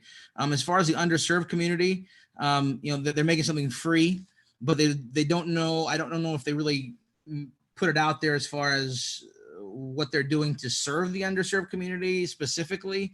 Obviously, it's a free concert and everyone's involved, but at the end of the day, it's still. You need to tell us a little bit more maybe about how you're bringing these people in, or what you're doing. I still score them fairly high on that aspect as far as underserved community outreach, because it is outside, it's free, but they don't target or do much specific to that underserved. I think they just kind of take it for granted that if it's free and it's open, that people will come. So I did really score this fairly high. The planning and evaluation part, is good because it's well attended, but there is no real evaluation process as far as, what they're doing or how they're taking this and moving forward with what they're seeing, and taking that information and then using it to better themselves, I should say. I think that was maybe the only weak part that I saw. I did like their work samples. There was some, obviously, a poster and performance and video and things like that. So that was good. We actually got to see it in action a little bit. Overall, a strong grant application here. Scored them fairly high. The only thing that I kind of really docked them on would have been the planning and evaluation process, just because the evaluation process seemed to lack a little bit. But all in all, a very, very good cause and a very, very good grant application.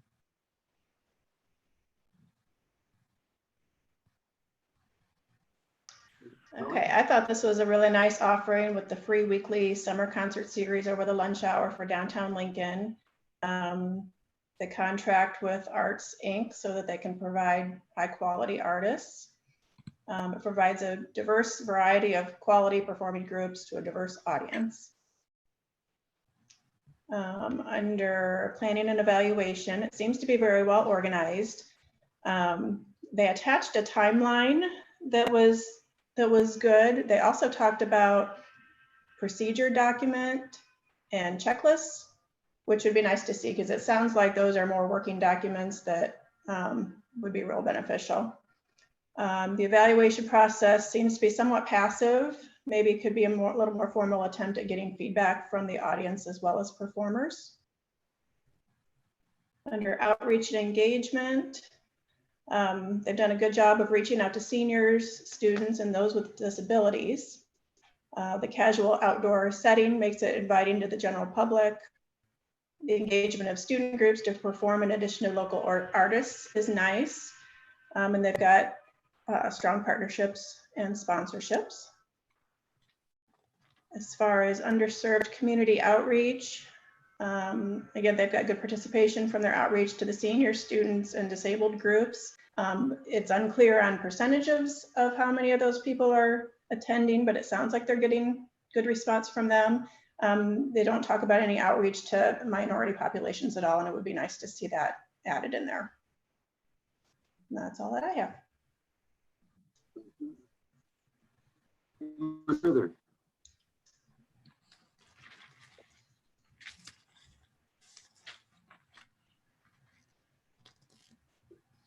See nothing, go ahead and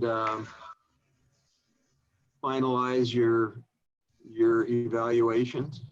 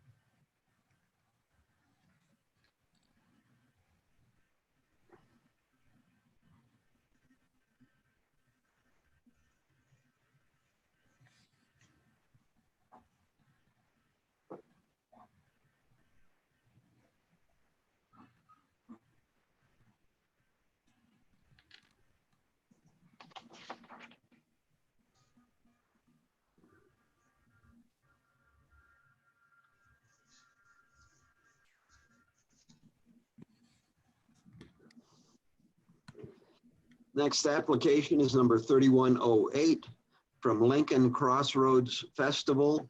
Project title, the Lincoln Crossroads Music Festival. Total budget of $162,850.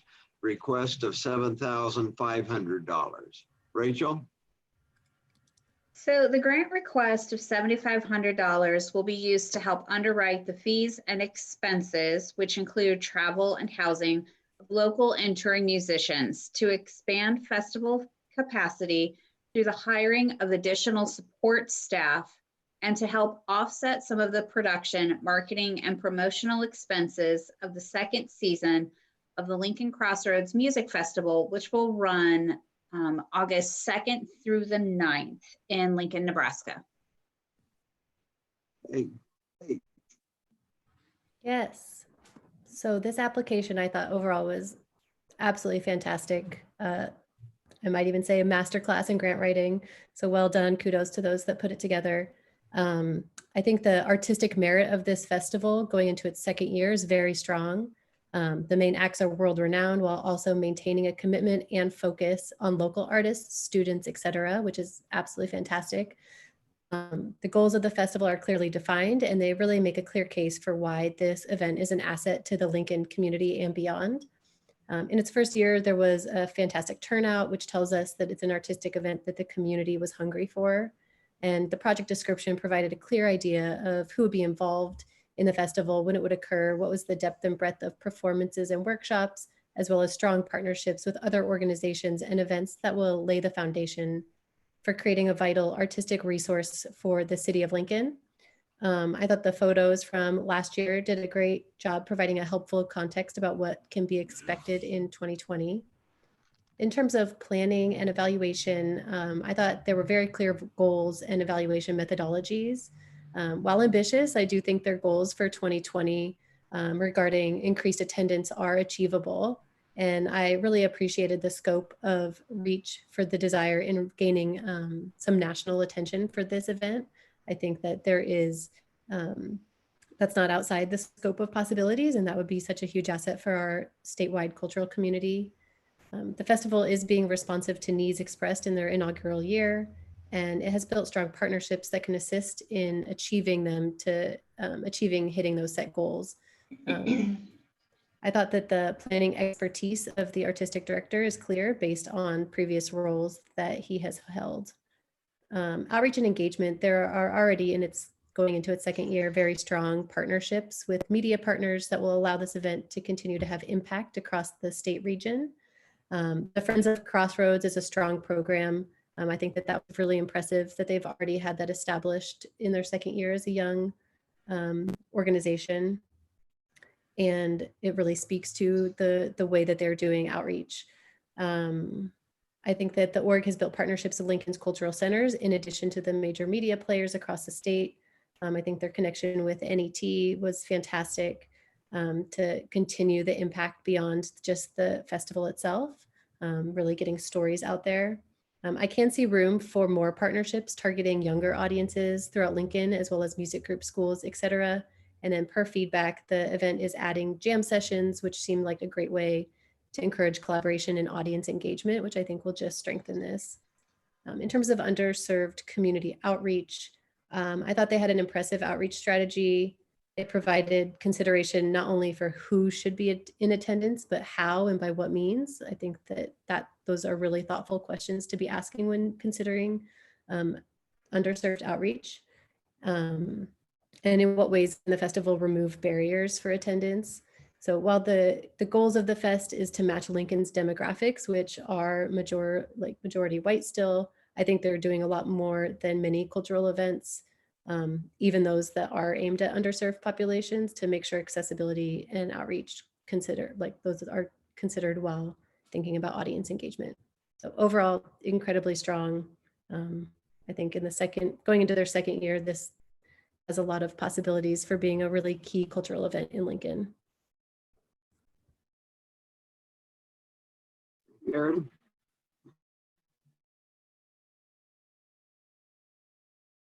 You're muted, Charity. Okay. Paige was very thorough in her reaction to the application. I thought it was a very, very, very well written application. I really appreciated all of the community outreach that they did and the partnerships that they have made with several of the organizations in securing facilities that allow people from all very diverse backgrounds to attend this event. I like the fact that they reach beyond the event and also have a partnership with NET to not only service the people that are on site, but to provide this festival in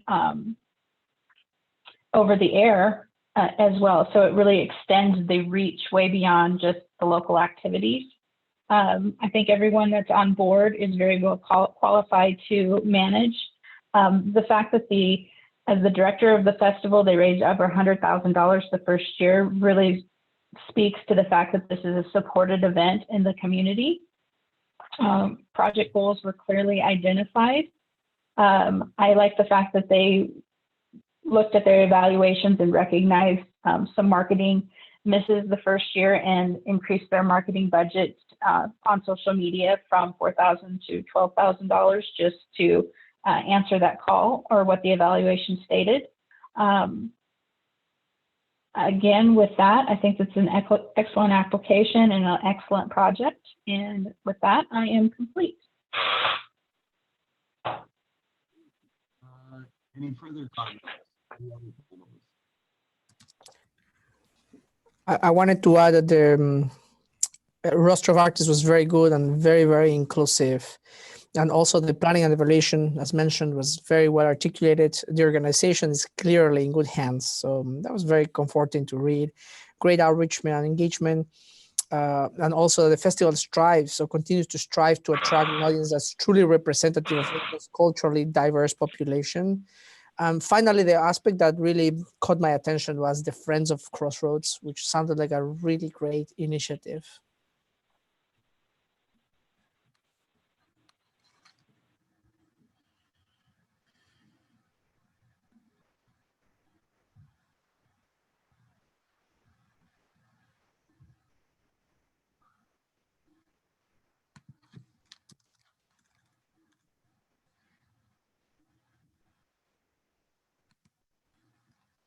Daryl, did we lose you completely? There he is.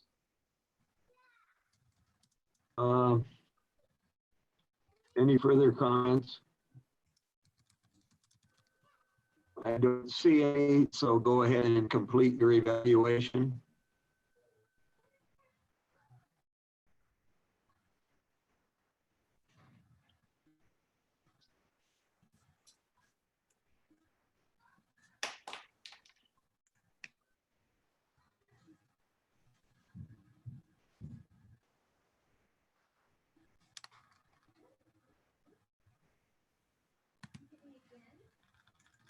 Okay, understand then. As you can tell, I'm having a little difficulty with my computer. I'm going to use a little prerogative, and let's take a 10-minute break. And that'll give you a chance maybe to grab a little lunch, make a sandwich, whatever, or just take a 10-minute break. I'll try to reboot my computer, and if my laptop continues to do this, I'll go to my iPad. So give me a time, Mike. Let's go ahead and come back at 11:47. Okay, 11:47. Thank you all.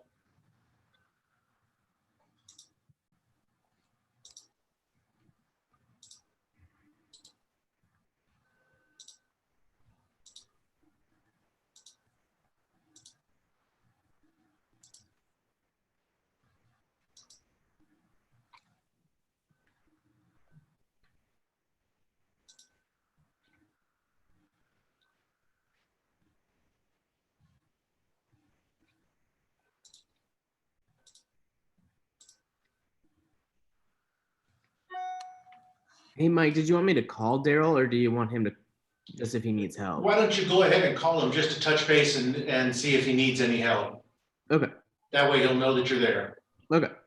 Thank you. Come on.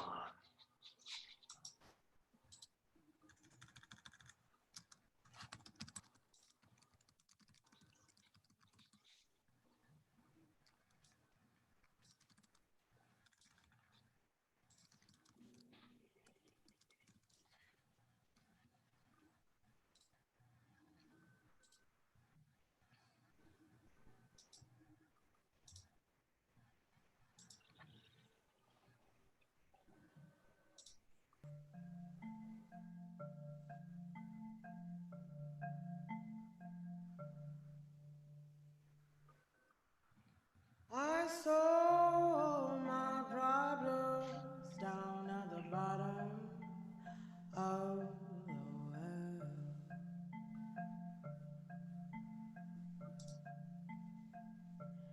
As I threw my change to my problems, I said farewell.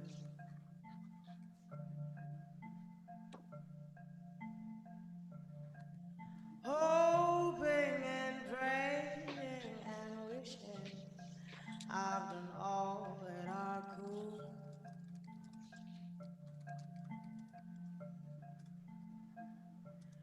I threw only quarters, so I'm thinking I should be good.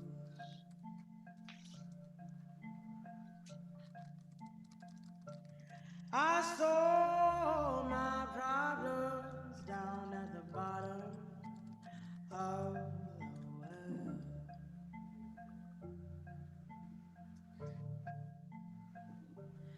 As I threw my change to my problems, I said farewell. Mike, Yes.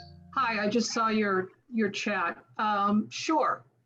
Where Oh, are we? Because I was working on another issue and so I lost track of where we're at. Sure, we are about to do the little red hen. Okay. We're on a break right now, during which time Daryl is going to try to restart his computer, see if we get a better signal. Okay, well, so we're doing okay. Go ahead. Yeah, you're right. We're doing real good. I can't see us doing the post panel with the signal as bad as it is. So I think we better try to fix it now. Totally understand. Okay, well, I'm on board now if you need me. Okay, we'll come back out of break at 11:47, Okay. and we'll see how Daryl's doing at that time. And if he's not ready, we'll go ahead and have you break us in. Very good. Thank you. All right. Thank you. when I go down to the well, I will wish for just one wish.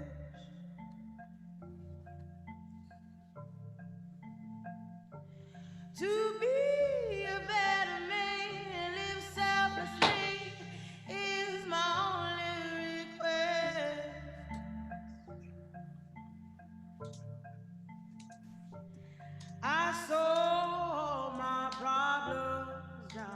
Hey, Mike, check your chat. You keep sending it to the other chat. I'm answering it now. Well, I'll just tell you, I sent Daryl both your phone number and my phone number. He's probably working on his computer and not looking at his chat. So Okay, no worries. I just wanted to make sure. Yeah. Because that number didn't work. Just so you Can know, we to I message also, the other Mike? yeah, I don't know which one it is, but it's the one that's on the main computer is the one that I've been following. Not the one that says Mike Markey NAC. Okay, gotcha. By the way, just so you know, Suzanne is ready. If Daryl doesn't come back up with us at 11:47, we'll keep moving, and Suzanne will be chair until he comes back. Yeah, I heard her. I was sitting here still. Oh, thank you very much. You bet.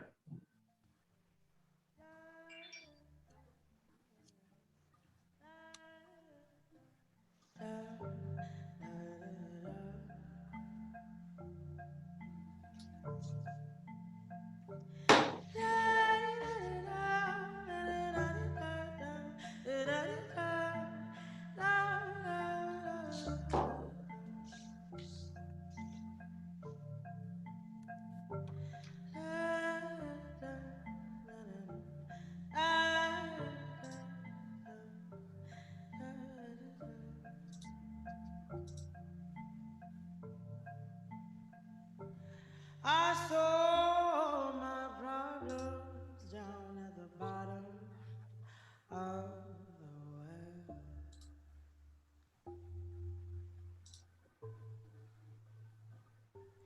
As I threw my chains to my problems, I said farewell.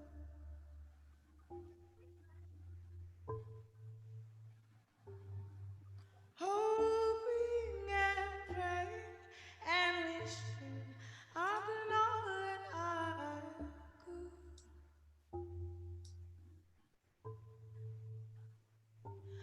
Oh, I threw only good, so I'm thinking I should be good.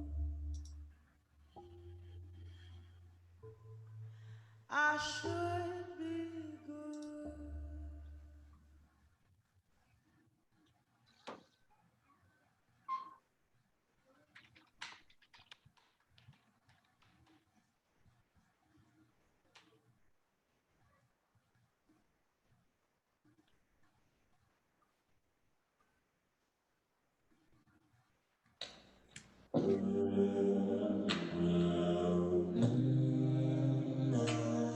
What's 10% of 23,700?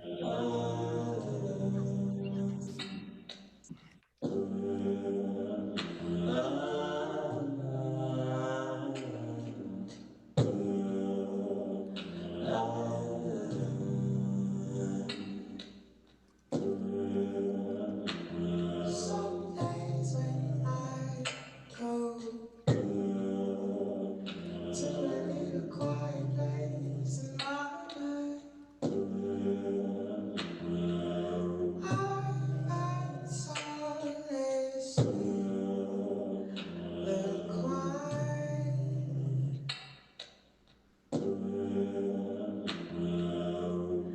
But it seems like it gets hard to remember time for myself. So much of the saturation of information, I can hardly think.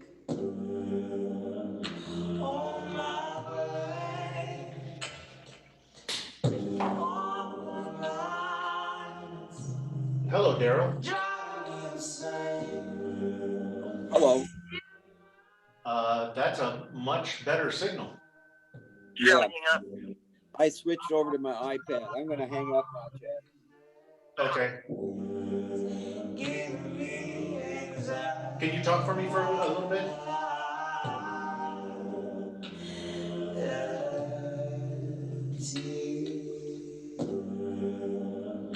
Giving me anxiety. Daryl, can you talk for me for a second? Yeah, Okay. I'm trying to get my screen with the participants. Gotcha. Just wanted to make sure that your voice was working. Sounds good. Oh, good. How come I can't get? Yeah, iPads are different. Yeah, Trying I've to, used it before. yeah, I'm trying to remember how you do it on an iPad. Okay.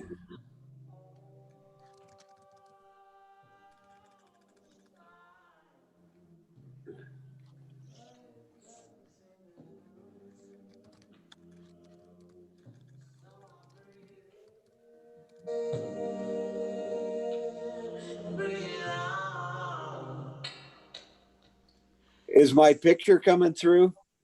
It is. You might want to tilt down just a tad. You're cut off on top. Because I can't get any pictures.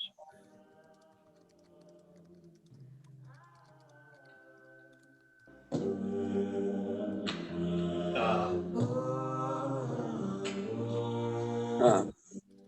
According to Google, it says to swipe left from active speaker view. Thank you, Chad.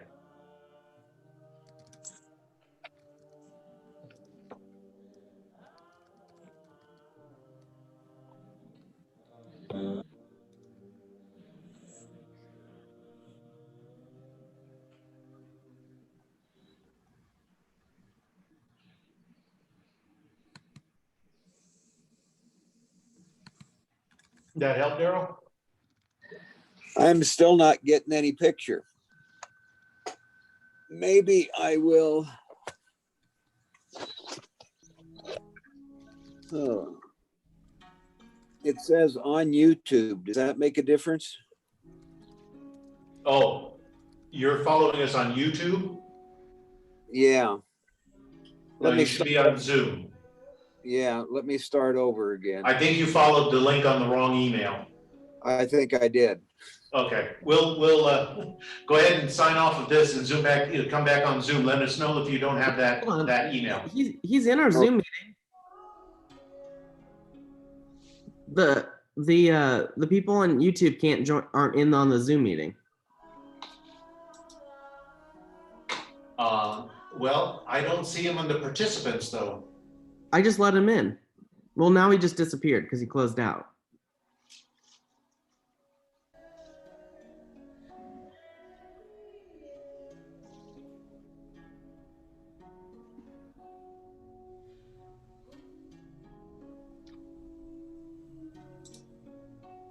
Okay, he's coming back in. Yeah, I just let him in. Okay.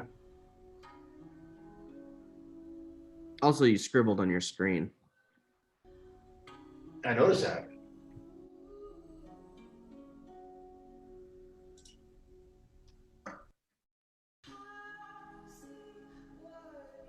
Okay.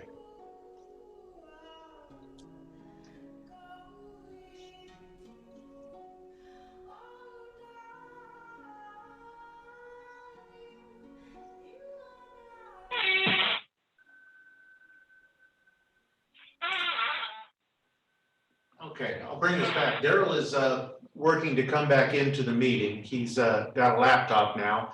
It's a much better signal once we have him come back in.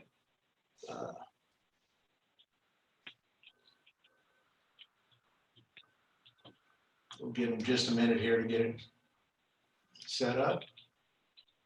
There's Daryl. Yeah. You sound great. Can you see us now? I can see everyone. Wonderful. Well, I'll tell you what, I believe we are all back, correct, Rachel? Okay. Yep, we're all here. Then Daryl, if you would please take us down the road. Okay. We are now ready for application 3109, Little Red Theater. Project title is Season 2020 Connection and Family at the Little Red Hen Theater. Total budget of $13,650, request for $5,200. So funds from the Arts Project Grant would be used to directly support production expenses related to season 2020 Connections and Family. Grant funds will be used to cover costs associated with the planned presentation of the Broadway musical James and the Giant Peach and A Christmas Carol adapted by Doris Baisley. Funds will be used to offset costs associated with productions such as lighting, sound, set, costumes, licensing, and royalties, and promotional expenses. Hey, Charity? I really appreciated this grant application. It was very thoroughly done and well written. The individual that operates the theater has clear structure and ability to operate the theater. He has clear credentials to make that happen. The artistic merit is excellent, in my opinion. The theater is the only theater in Northeast Nebraska, so just by its location, it serves an underserved community. The theater works with multiple volunteers and has a great outreach program that it also does education or drama theaters or drama camps for younger children. So it is building its program, and that leads to consistency and continuation. The project goals were very, very, very clearly articulated in the application.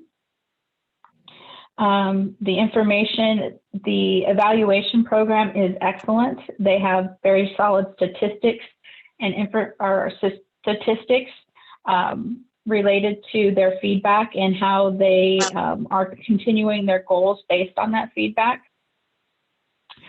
Planning process is solid. They have great promotional partnerships with the media as well as NET. The budget looks clear. The community outreach and impact, they work with numerous volunteers to create this program. They partner with Wayne State College and other community places. Again, the outreach, I appreciated that. Not only are the actors volunteers, but they work with the volunteers to educate them in the process of theater. Again, by being in the geographic location they are reaching a underserved community, but this year they are also striving to provide their marketing materials and promotional materials in Spanish as well as English. So they are doing more to reach an underserved population. And with that, I am complete. Okay. Washington. Thank you. The project description was clear and it provided specific information, to give us a good overview. So I appreciate that from the very beginning. The project goals were also communicated clearly with the addition of objectives. I would encourage the organization to include maybe a few more artistic goals. What I read only had one artistic goal and 3 administrative. However, the objectives were very good, how they're planning to achieve the goals. The project has a great administrative structure and quality. However, the artistic merit of the project in regard to the principal artist involved was not as clearly described in the application, or at least I couldn't seem to have a clear understanding of it. There are not enough steady sources contributing to the proposal's income. And the amount, requested from NAC is almost half of the proposed expenses. So I think it would be a good idea to consider securing additional revenue sources, engaging other individuals or corporations to provide financial support to the project. The evaluation is very good. It's great to have a goal of increasing ticket sales to improve our revenue. And the planning was also excellent, although it seems to rely a little too much on one person, which could provide some challenges for the sustainability of the project. In regards to the outreach and engagement, the target audience was very well described. It was mentioned that they are making a long-term concerted effort to increase audiences from the surrounding counties. And however, further elaboration on that could help to understand better the proposal on this regard. The promotion is good, but I think I would encourage for that to be also a little more focused. It seemed to be very general. Once again, the description of community partnerships is adequate, is very good, but could be also more elaborated. In general, I would say the proposal tended to be on the side of a little too concise for my taste. I would like to have more elaborated paragraphs to understand more and in depth the impact goals and others. As a tiny small detail, just make sure that the grammar is checked before submitting the proposals. There were a couple of things that were not accurate there. And there didn't seem to be enough evidence of that underserved populations are currently being served. But overall, I enjoy reading the proposal. I thought it was a strong proposal with a really good goal, really good mission. And I'm excited about what they're doing. Any other comments?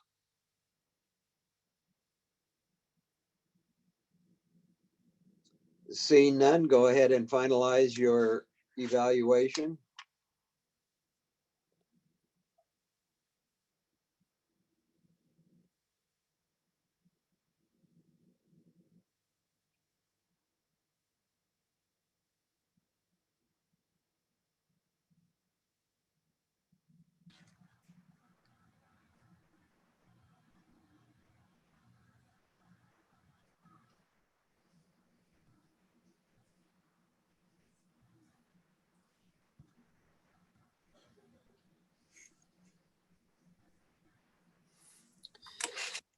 Okay, the next application is number 3110, Merry Makers Association from Omaha, project title Music, Laughter, and Memories for Seniors. Total budget of $14,116, requesting $7,058. Rachel? This grant will help pay for professional musicians to provide live monthly musical entertainment for an entire year to senior citizens in 6 different facilities. The program will provide 72 live performances, achieve approximately 2,900 direct contact hours with seniors, and positively impact the lives of participants in a variety of key domains. Charity?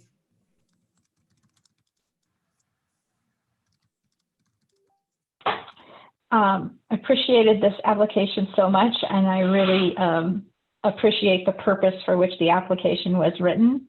It's very, very clear what they're attempting to do. They're reaching out to 6 senior care facilities, and they are very specific in that they are going to provide 2,900 direct contact hours with seniors. So it's using art as therapy, and I appreciate that so much. They are working with a number of musical entertainment providers to provide these services. They will be doing 72 one-hour musical performances. And this is a project that definitely reaches out to an underserved population, significantly reaches out to veterans and individuals living below the poverty line, and racial and ethnic minorities, and probably people that just wouldn't have the ability to get out and experience the arts in any other way. The administrators of the program have very solid credentials. The project goals are absolutely specifically articulated well in this proposal. Their ability to evaluate the effect of their program is exceptional. They have very good measuring tools and skills to evaluate the program and then modify to reach those evaluations. Again, definitely reaching underserved community, reaching people that art will have a definite impact immediately for these individuals. Great community partnerships with all of the directors of the senior centers that they are working with. And with that, I am complete, and I think this is an excellent proposal. Okay. Thank you. Travis? Bear with me 1 second.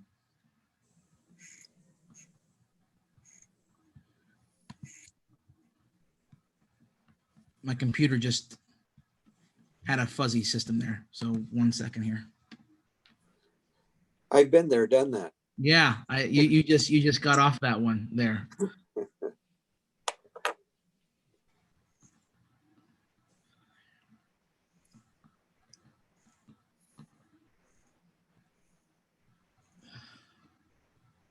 For some reason, this won't come up now all of a sudden.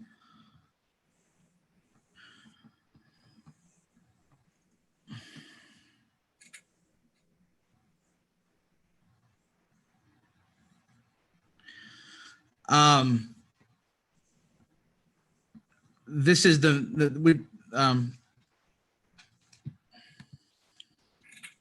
we go. There we go.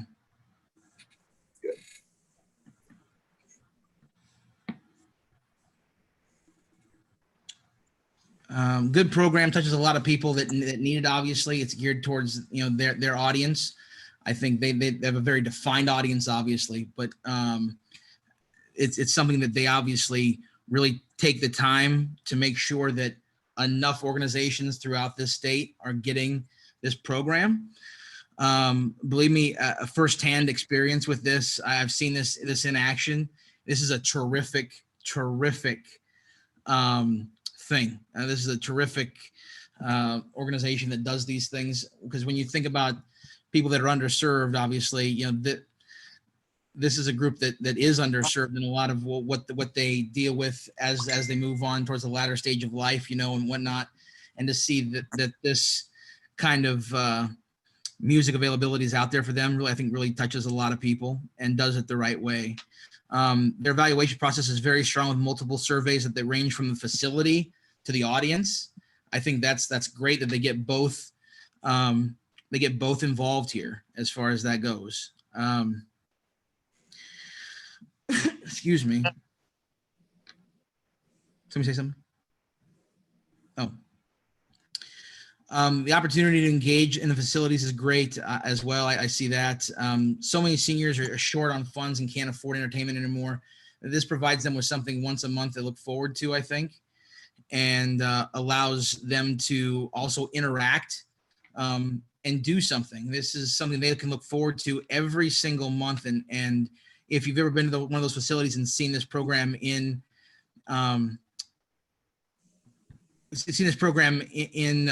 full mode, it really is. It's a tremendous thing for these people. It's needed. They do a good job of, like I said, I like the fact that they really dig down into the whole evaluation process too. They talk with the people that come to the facility, and they also talk to their to the people that live there. And if you've ever talked with the people that live in those facilities, they'll tell you exactly what they think at all times, so they're going to be dead honest with all those things. I think Charity did a great job evaluating this one. This is to me, this is one of the slam dunks of this group, just because of the need, B, the way the program is set up to have a variety of music that goes throughout the whole thing and throughout the state, which is great. And it's serving. When you look at who they're targeting, as I mentioned, they're targeting a very underserved or a very specific demographic, and they know exactly how to serve them with this kind of music. And it definitely brings light to their day. And I can't say enough about it. I thought there was a solid application with so many great points and so many positives that come out of it that it's hard not to really like this application. Anyone else? I do want to add something. The purpose, mission, goals of the events, of the proposal are fantastic. I mean, I think I cannot think of anybody who will not support it. The only thing I would like to bring up that maybe food for thought later is that even though the budget is fairly distributed, $139 per hour seem to be on the high end. And it was a little hard to assess because, you know, this could include other aspects like transportation, materials. I really don't know, but a specification on that I think could be important just to help understand, you know, how that really is applicable to the budget, how that's inserted into the budget. But other than that, I think the impact of the project, I mean, the senior communities is just exceptional, and the organizers are to be commended for taking on this project. Thank you. Anyone further?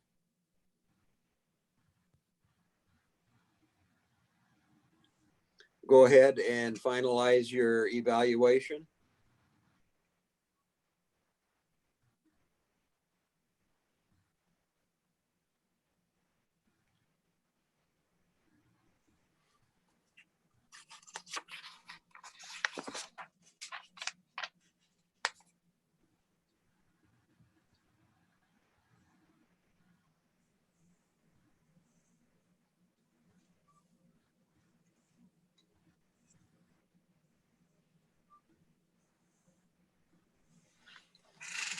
Next is application number 3111, Omaha Under the Radar.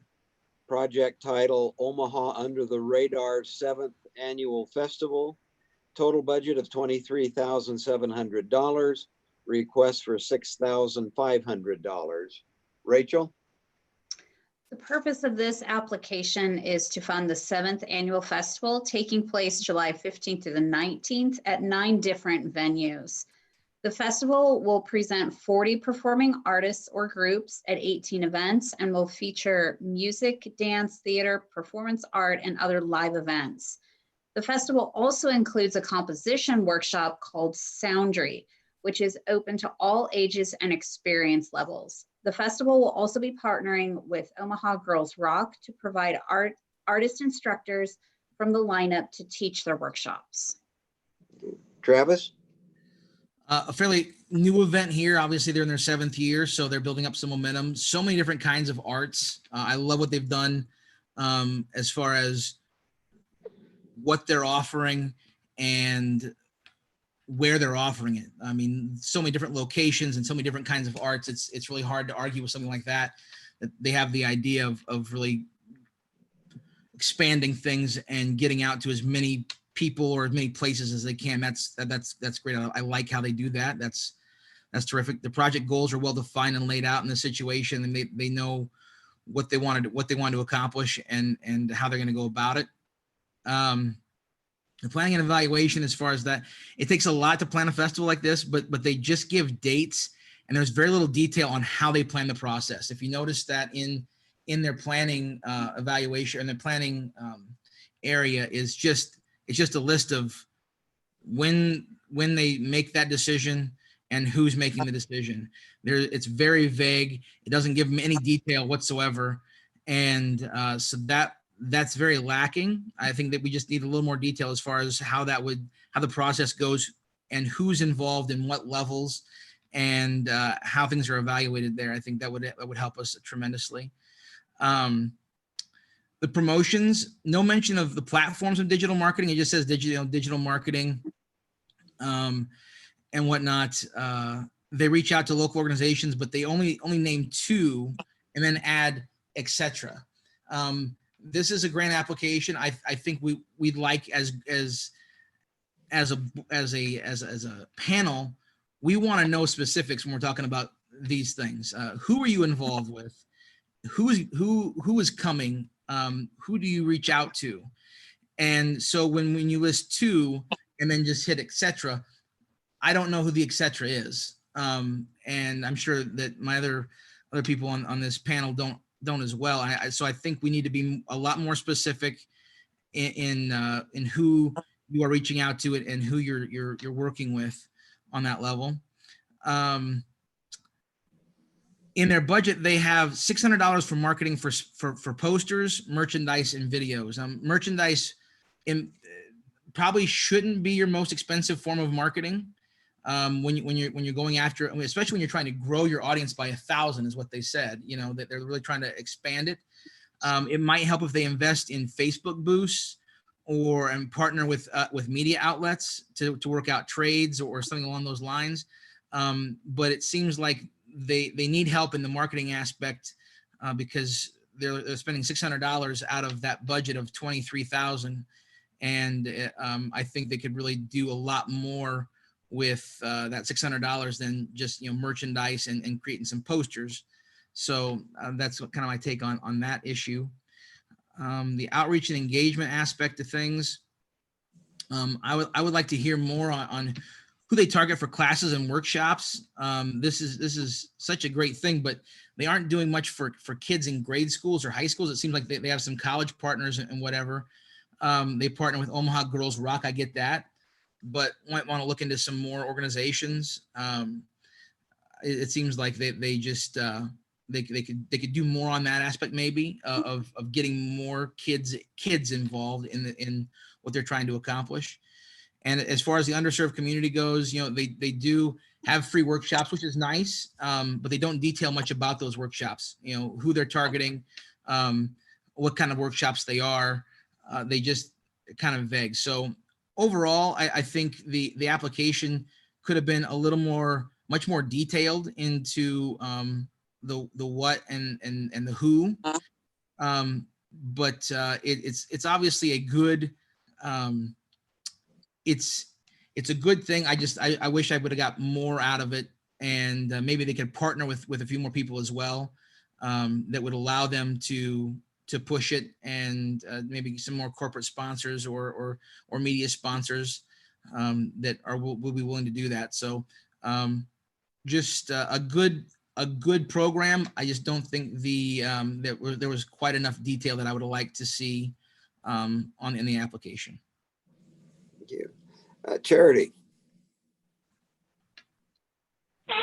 I concur that the application is a little bit vague. They are doing some things, and I see great potential in what they're doing. I do like the partnership with the Foundry to provide an educational component to their event, but they're not very clear in exactly what they are offering and what they are not offering. They do indicate a ticket price, and they do indicate that there are some services for free and that they don't turn anyone away. So that is a good bonus. But I think there's a lot of potential in this project. I just think it needs a little bit more clarification, and they will have a home run. And with that, I am complete. Okay. Anyone else have comments? I would like to add that this is a very good project. I think that it's already self-sustaining, which is excellent, and the artistic impact and artistic merit is great. I mean, they reach out to several people in the entire country, and it's a peer reviewed evaluation process to select the artist. So that's great. They're very inclusive as well. I also want to mention that Amanda DeBoer is a very, very proactive individual who's highly organized and provides great leadership. So I know the planning of this event is done months ahead, and it's always carried out very successfully. So outreach and engagement are excellent, as well as implementation of past feedback. Good. Anyone else? Yeah, I wanted to share as well. I agree with a lot of the things Dr. Garcia brought up, and I wanted to highlight as well the two of their underserved outreach initiatives. I think that their initiative to work with a deaf artist and allow that artist to lead outreach engagement is, that's the best of the best ways you could go about targeting an underserved community, is let that community lead that outreach for themselves. I also think that when you look at the roster of artists that the panel selects for this festival, it is strongly diverse, and I think that that's going to just help them show a very diverse makeup of their audience, and they're going to reach a lot of different people and bring people into the art form that maybe sometimes cannot seem as accessible with new music. So I think they do a lot with community partnerships. I think I agree, Amanda. Maybe in Omaha, it's easier to just know or be aware of the partnership outreach, and I think that the partnership with Omaha Girls Rock is an amazing establishment and direction for this festival to go. That really bringing in the assets of the artists who aren't from Omaha to introduce them to the girls that are participants in that camp, which also has a strong accessibility platform that they, it's not just a charged camp, that students do get to participate for free. I think that that's incredible as well. Anyone else? Go ahead and finalize your evaluation.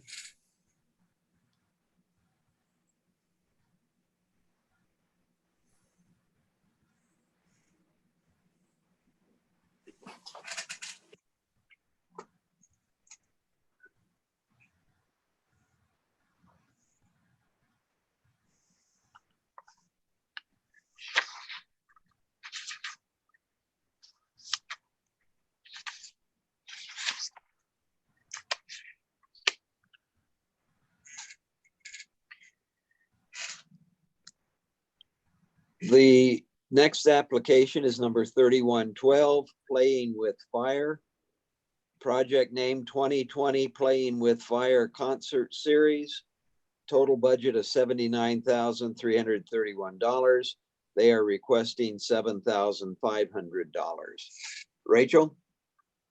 This grant will help pay the musical artists who will perform during the 2020 Playing with Fire concert series, which is held at the Capitol District in Omaha on Friday, July 24th and Saturday, the 25th. And then also there's a day in August. Playing with Fire anticipates 2,500 people from throughout the state, along with several from outside of the state, to attend each of concerts. Hey, Washington.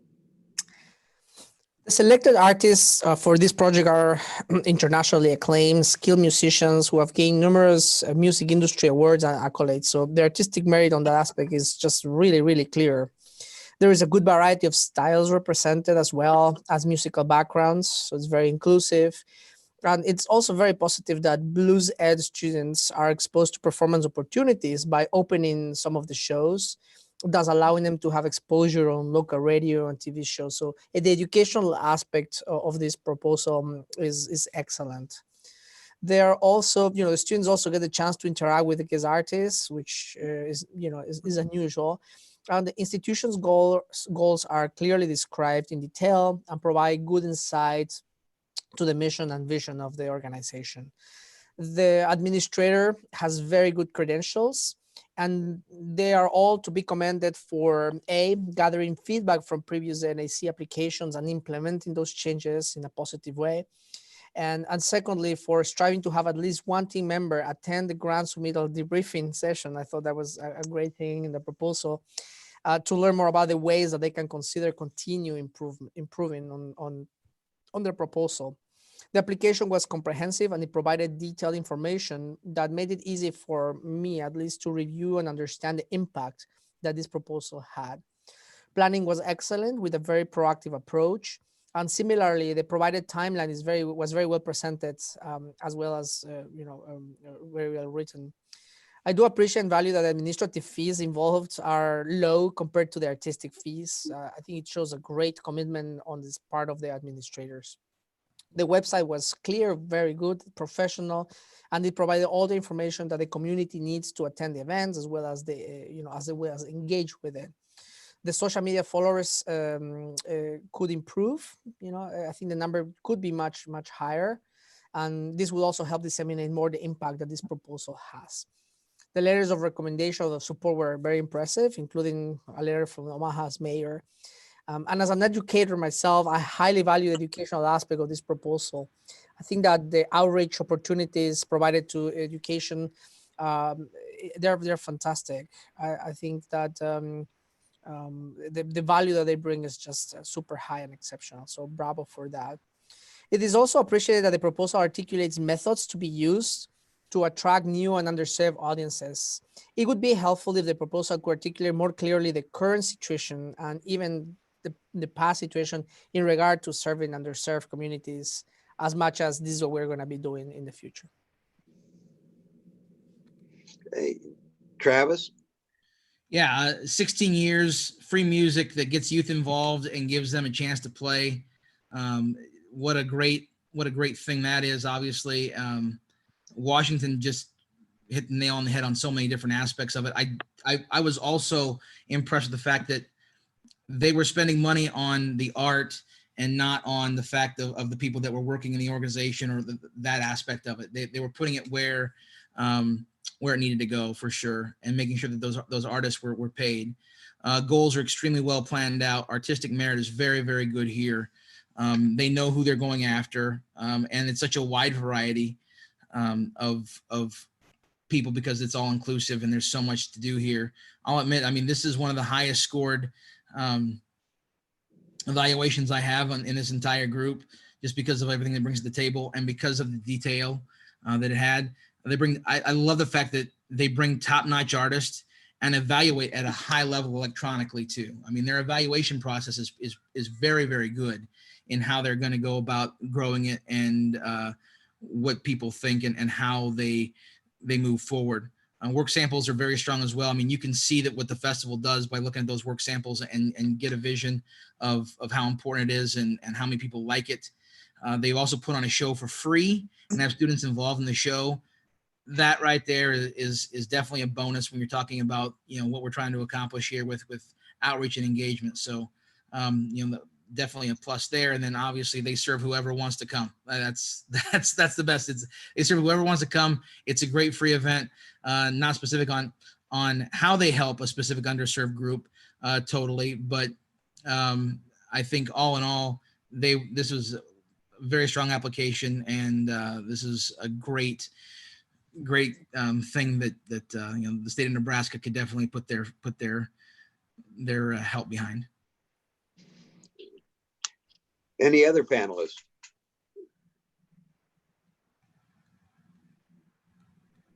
Seeing none, go ahead and finalize your evaluation.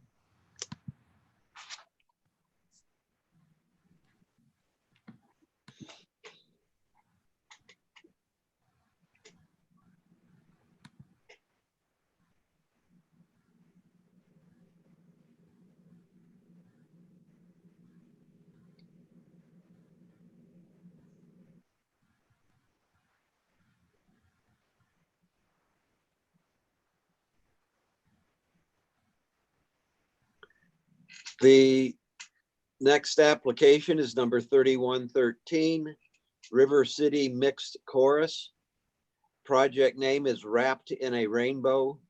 Their total budget is $59,985. Their request is for $7,485. Rachel? This grant will help cover performance expenses for the River City Mixed Chorus's Winter 2020 concert at the Orpheum Theater on December 19th of 2020. They estimate 1,000 people will attend the performance. Hey, Travis? 37th concert season, so obviously they're doing something right. Great variety with classical to pop, so they're very they got a great variety of art here, something that's for everybody, which is great to see. The quality of program that brings in a good crowd, that's what that does. They push diversity like no other. That's great, especially with the LGBTA community. Planning is great and detailed. I liked what they had laid out for us. They were very detailed in what they were talking about. And they have committees that break out into groups that work very well together to piece it all together and make it happen. I like the fact that they do put together committees, and those committees as groups can get a lot done in the planning process. So kudos to them. The artistic merit is certainly there as well with all that's going on. They brought in a consultant. When you talk about planning and evaluation, it takes a lot. I mean, to admit that maybe you don't know what you're talking about in the situation or you're having issues, and they brought in a consultant to help them with their target audience. And that says a lot. I think that they are looking to expand and are taking the initiative to get better in that area. And they openly admit that there is no educational component. I think by them openly admitting that, I guess, you know, that's take that one of two ways. So maybe you would like to see them reach out in the community a little bit more into schools to see if they could actually make an impact there. So that hurts them a little bit. I think, you know, you want to see somebody, you know, have some sort of educational aspect there. So, you know, I think they do need to work on that aspect. Outreach and engagement, they engage a very wide variety of community, but lack in educational outreach, as I just mentioned. But when you talk about underserved, the LGBT, that community is underserved, and this is providing for that group in a huge way. So this is a rare situation that really is targeting that one demographic that we don't see targeted nearly enough. And so I think this was a solid, it's a solid program. It's well written, and they did a lot with it, including their work samples were pretty solid as well. And I think this is a program that really will gain some momentum as time goes on and become a staple. Charity? I appreciate the fact that they have been in service for 37 concert seasons, so I do agree that they are doing something correct. I think the application was very solid. I do notice, though, that for 37 years, they haven't really done much with very many other additional partnerships. So, they are an established group. I would like to see more partnerships involved in the development of their concerts. And like Travis stated, they don't have an educational component. So I would like to see, if you've got 37 years, let's start building on that program, build beyond just having a concert, because you do have some strong support there. You do have an opportunity to go beyond where you are currently.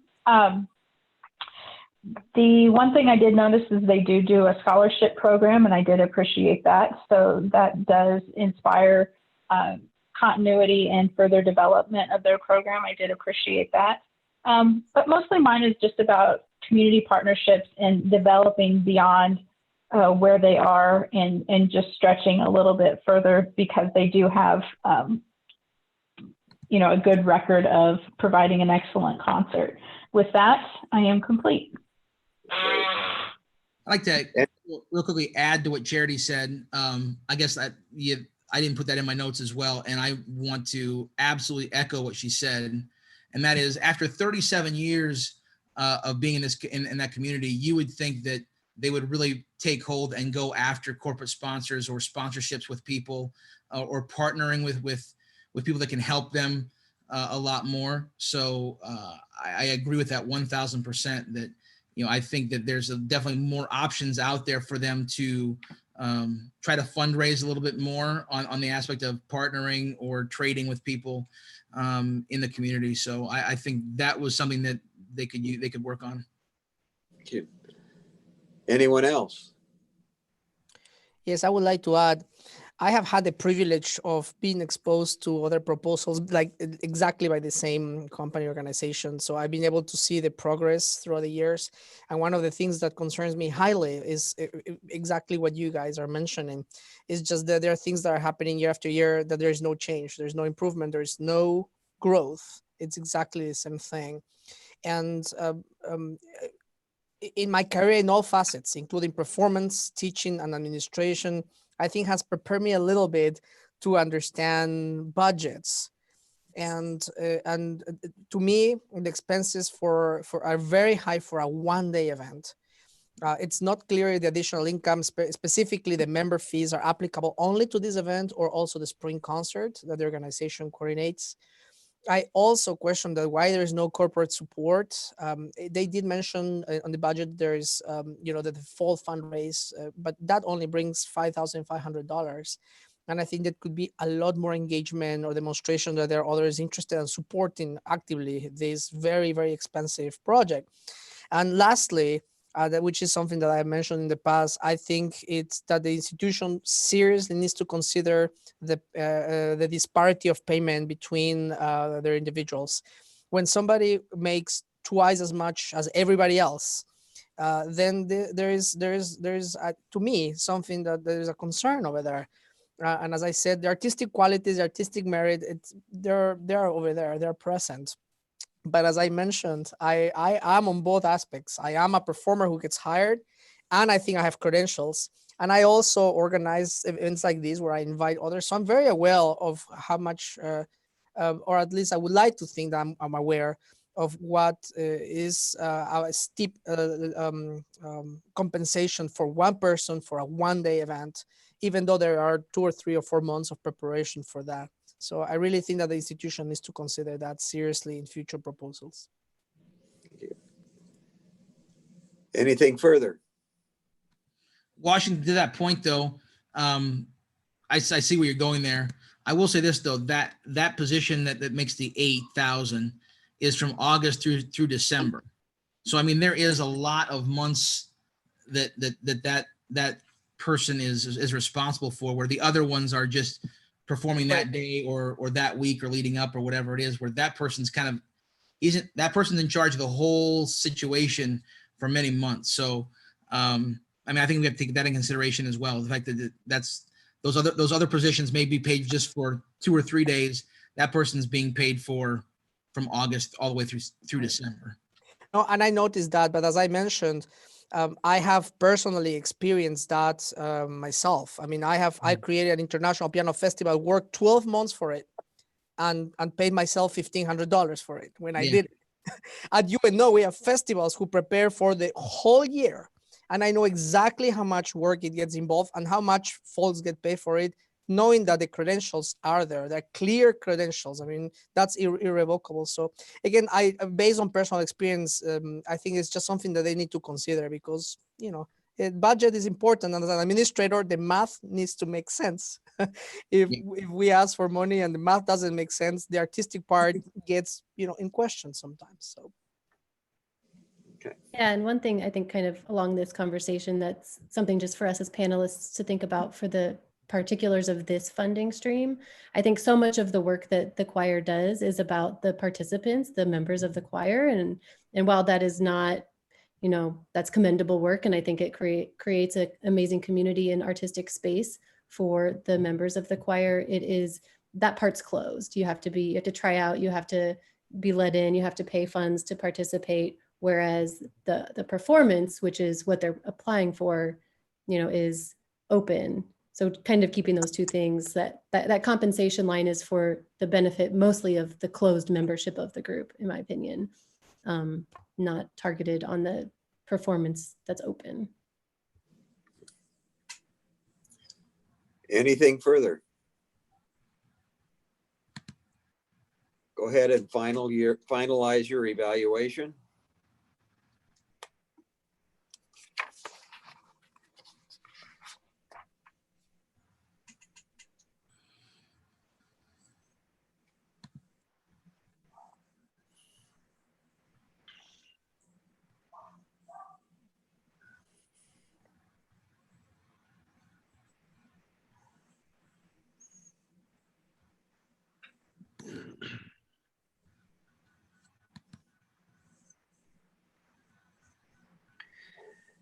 Okay, our next application is number 3114. And Chad, I have a note that Paige has a conflict with this application. So would you go ahead and take care of that so that she won't have part of this discussion for the application that she has a conflict with? She's in the waiting room and you guys are good to go. Okay, thank you. As I said, application number 3114. The Union for Contemporary Art is the applicant. The project is called Spunk. Budget of $21,015. They are asking for $6,965. Rachel? The Union will present Spunk by George C. Wolfe for its fall 2020 production. In this critically acclaimed theater adaptation, Wolfe masterfully combines 3 short stories. Funds from the NAC will be utilized to offset production costs and honorariums for 14 local theater practitioners. The Performing Arts Collective will present an 11-show run of Spunk beginning on November 6, 2020. An estimated 400 patrons will attend. Hey, Ellen. Okay, this program has a high artistic merit and high artistic qualifications. It's unique in that it's utilizing the arts as a vehicle to inspire positive social change. I feel like they have some impactful and important goals. Under planning and evaluation, I felt like the timeline is lacking some detail. It didn't include things like promotion and those types of things. It would be interesting in hearing more about the evaluation process and their success towards reaching their stated goals. There wasn't a whole lot offered there. It is significant though that 100% of survey respondents said that they spoke to others about the production after the fact. So I think it is kind of reaching their goal of inspiring positive social change and getting people to think about different issues. Under outreach and engagement, great engagement and involvement with theater students, with their talkbacks and those types of things. They've done a great job of reaching people both inside and outside of their neighborhood. They've had strong increases in attendance and good partnerships and outreach with sponsors. As far as underserved community outreach, they are located in an underserved community with goals aligned with strengthening that particular community. They provide a free young artist workshop reaching kids ages from 7 to 14. One question I did have is how are they reaching those who can't afford a $20 ticket to attend their performance? And that's all I have. Okay, Washington. I appreciate the effort put into writing this proposal very much. It's very interesting and really engaging to read it. A couple of comments. The description of the project was not as strong as it could have been. It would have been great to learn about the actual project itself in regard to logistics, venues, what will happen, who will participate, etc. Right from the beginning, as asking the question. Instead, the proposal described the plot of what was going to happen. The artist bio included was only one person, and it would be great to learn more about everybody who's involved, or more people who are involved that are contributing to the artistic merit of the project. And 2 of the 3 work samples were from 2 years ago, so I think having something that's more recent would be beneficial. In terms of the budget, a third of the proposed income is dependent on the request from the NIC. The other third is dependent on ticket revenue. So I think it is great the proposal includes income from the city and corporations. I think it's about 6,000, which is the other third.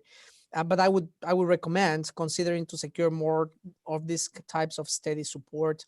The administrator's credentials are very good, but the application does not provide the answer that the question is asking of discussing how the project will be evaluated based on the goals. Only the goals are mentioned, but there is not really the evaluation part of it. So again, some of the questions on the proposal were not clearly answered, like the question about explaining how the organization used past evaluations was not answered. In regard to the outreach and the engagement, there was a really good description of the targeted audience. They included demographics, which was very, very helpful. And I also appreciate highly that to learn that the organization continues to work at broadening their audiences and increasing access to the arts. I think that statement was very powerful. Additional partnerships would be extremely beneficial to the organization. And there was also another issue, again, we write in the actual rant on the section for underserved community outreach. There was a part where they provided exactly the same answer twice in 2 questions, in the target audience and the audience development. And I think it would be helpful to also read, provide examples in regard to diversity, equity, and inclusion as described, as it was described as a top priority for the organization. Anyone else?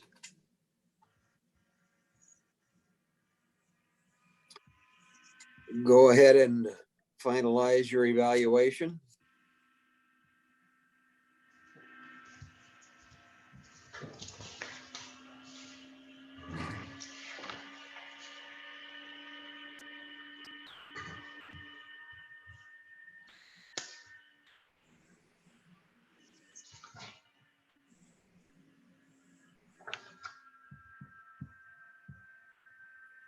Okay, our next and final application is number 3096 from White Rhino Productions. project title Omaha Freedom Festival. Their total budget of $64,000. They are requesting $7,500. Rachel. So the Omaha Freedom Festival is an all-day celebration on September 5th of 2020. The festival will provide cultural and historical celebration in addition to education on arts and crafts, entertainment, and exposure to resources at the Malcolm X Memorial Foundation. The grant will fund portions of the Kids Zone and arts and crafts area, youth arts festival, and stage artist fee, and they expect 2,500 attendees to be impacted. Hey, Paige. Yes. So for this grant, overall, I thought that the partnerships with the other arts organizations and youth serving organizations are really strong.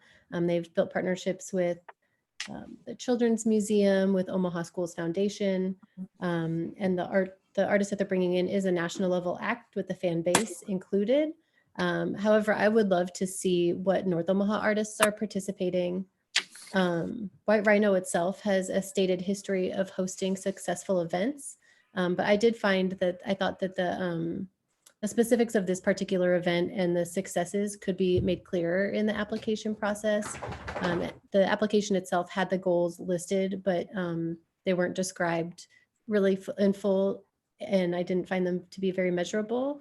So I think also providing criteria for why and what artists are selected for this event, and even the activities that are going to be provided for youth, I think would make this application stronger, making that more clear. And then also, what are the selected artists? How do those artists meet the goals of providing a STEAM event for youth? I think that correlation between artist and STEAM activities for youth could be stronger. For planning and evaluation, for me, the biggest thing about this application was there was a lot of confusion about the date. Juneteenth is in June, and I saw it stated at some point that this was going to be happening over that weekend, which is typically around June 19th, 20th. And one of the work samples said that this was to be scheduled for June 20th. However, there was a discrepancy in other parts of the application that said this was moved to, or it was September. My assumption is that they moved it possibly to meet the grant deadline, but I think that that could have, if that's the case, I would have encouraged them to go back in their narrative and just make it clear about why this event was being hosted in September rather than in June. The letter of recommendation as well stated June, so clearing that up a little bit. Evaluation tools in place for a first-time event to follow up communication with attendees, I think was strong. To me, the estimated attendance seems high based on space and previous events that I'm aware of. Just something to be aware of when hosting a first-time event, of being realistic about reach. On budget, the amount seemed reasonable. The only question I had was about some sponsorships stated in the grant narrative that then were missing from the budget. So making sure that there was correlation between those two things. For example, there was a mention about an OPPT grant. To me, the otherwise quality of writing of this application, the format was a little difficult for me to follow and track all of the different outcomes, goals, et cetera. So I think really some feedback on there that as a reviewer, having a clear narrative that's easy to read and consistent is really, huge. In terms of outreach and engagement, they have strong media partners established that have direct reach to the neighborhood. I think that partnerships have also been built with other youth serving organizations that those organizations do have a strong STEAM programming history. So I think getting them involved to meet the goals of this event is a good idea. I would have liked to know a little bit more about the art activities. How is art involved in the way that these partners are presenting projects? The goals are listed, but again, those activity descriptions would have been really helpful. And again, more description with the promotional activities. The partnerships with those promotional media partners are great, but what's the plan? How's White Rhino leading the promotional plan? In terms of underserved communities, the main demographic and outreach is considered underserved based in North Omaha, and the applicant does have a history of planning events for the North Omaha community. and so has built strong partnerships and relationships with community members. I would love to see in this grant application a stronger focus or outreach plan with other institutions in North Omaha. I think that there's a strong community that we have seen in the arts in the neighborhood, and a lot of people, especially doing music, youth art. So I would encourage White Rhino to reach out to those partners as well and see if there's a way that participation can happen. I do love the inclusion of the Verse Inc. Kind of connecting the Verse Inc. Youth Arts Festival into this event. Yeah, I think that's overall, I think, the application, I think, could be tightened up a little bit, but overall the event is worthwhile for the community.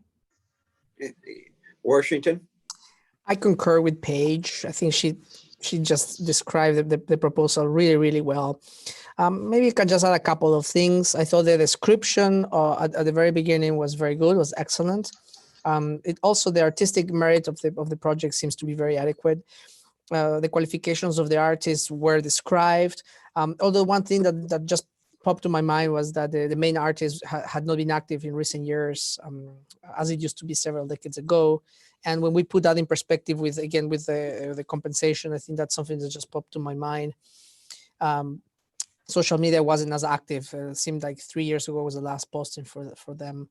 So also, again, talking about the budget, now moving to the next section, I think the evaluation of the proposed goals is good and is very specific. There seems to be really good planning of the project, although it would be great to learn more about the entire team that works on this, not just the main person. And another thing for the organization to consider is just to perhaps have more equity on the investment on the kids and the other kids activities and the other activities. In regards to the outreach and engagement, there is a really clear promotion strategy, and the target audience is very well described. There's a good number of partnerships, which was amazing. It's very impressive, actually. About the letter of support that was provided, it didn't really seem like a letter of support, but it seemed more like a certification of a committed partnership with the organization, rather than, again, providing support for this application. On the last part, on the underserved community outreach, the question about audience developments, specifically to describe methods that they're using to attract new and underserved audiences, was not answered. So I think that's something that they would want to maybe consider, to fully provide as much elaborated information as possible. Okay. Anyone else?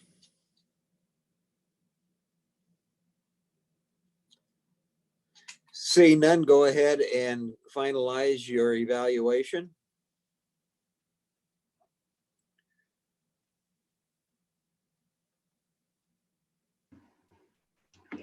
Daryl, this is Jennifer. Since this is the last scores, can they raise their hand when they've changed all the scores they want to? Sure. Or raise your hand and put it down when, no.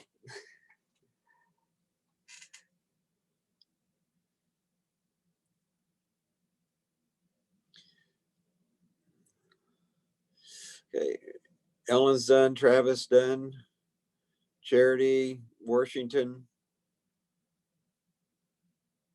Paige. Great, Okay. thank you guys. Thank you for your participation. Well, we have completed all of the applications now. They've been discussed, they've been scored, evaluated. And now we're going to take a 5-minute break while the NAC staff scores and prepares the information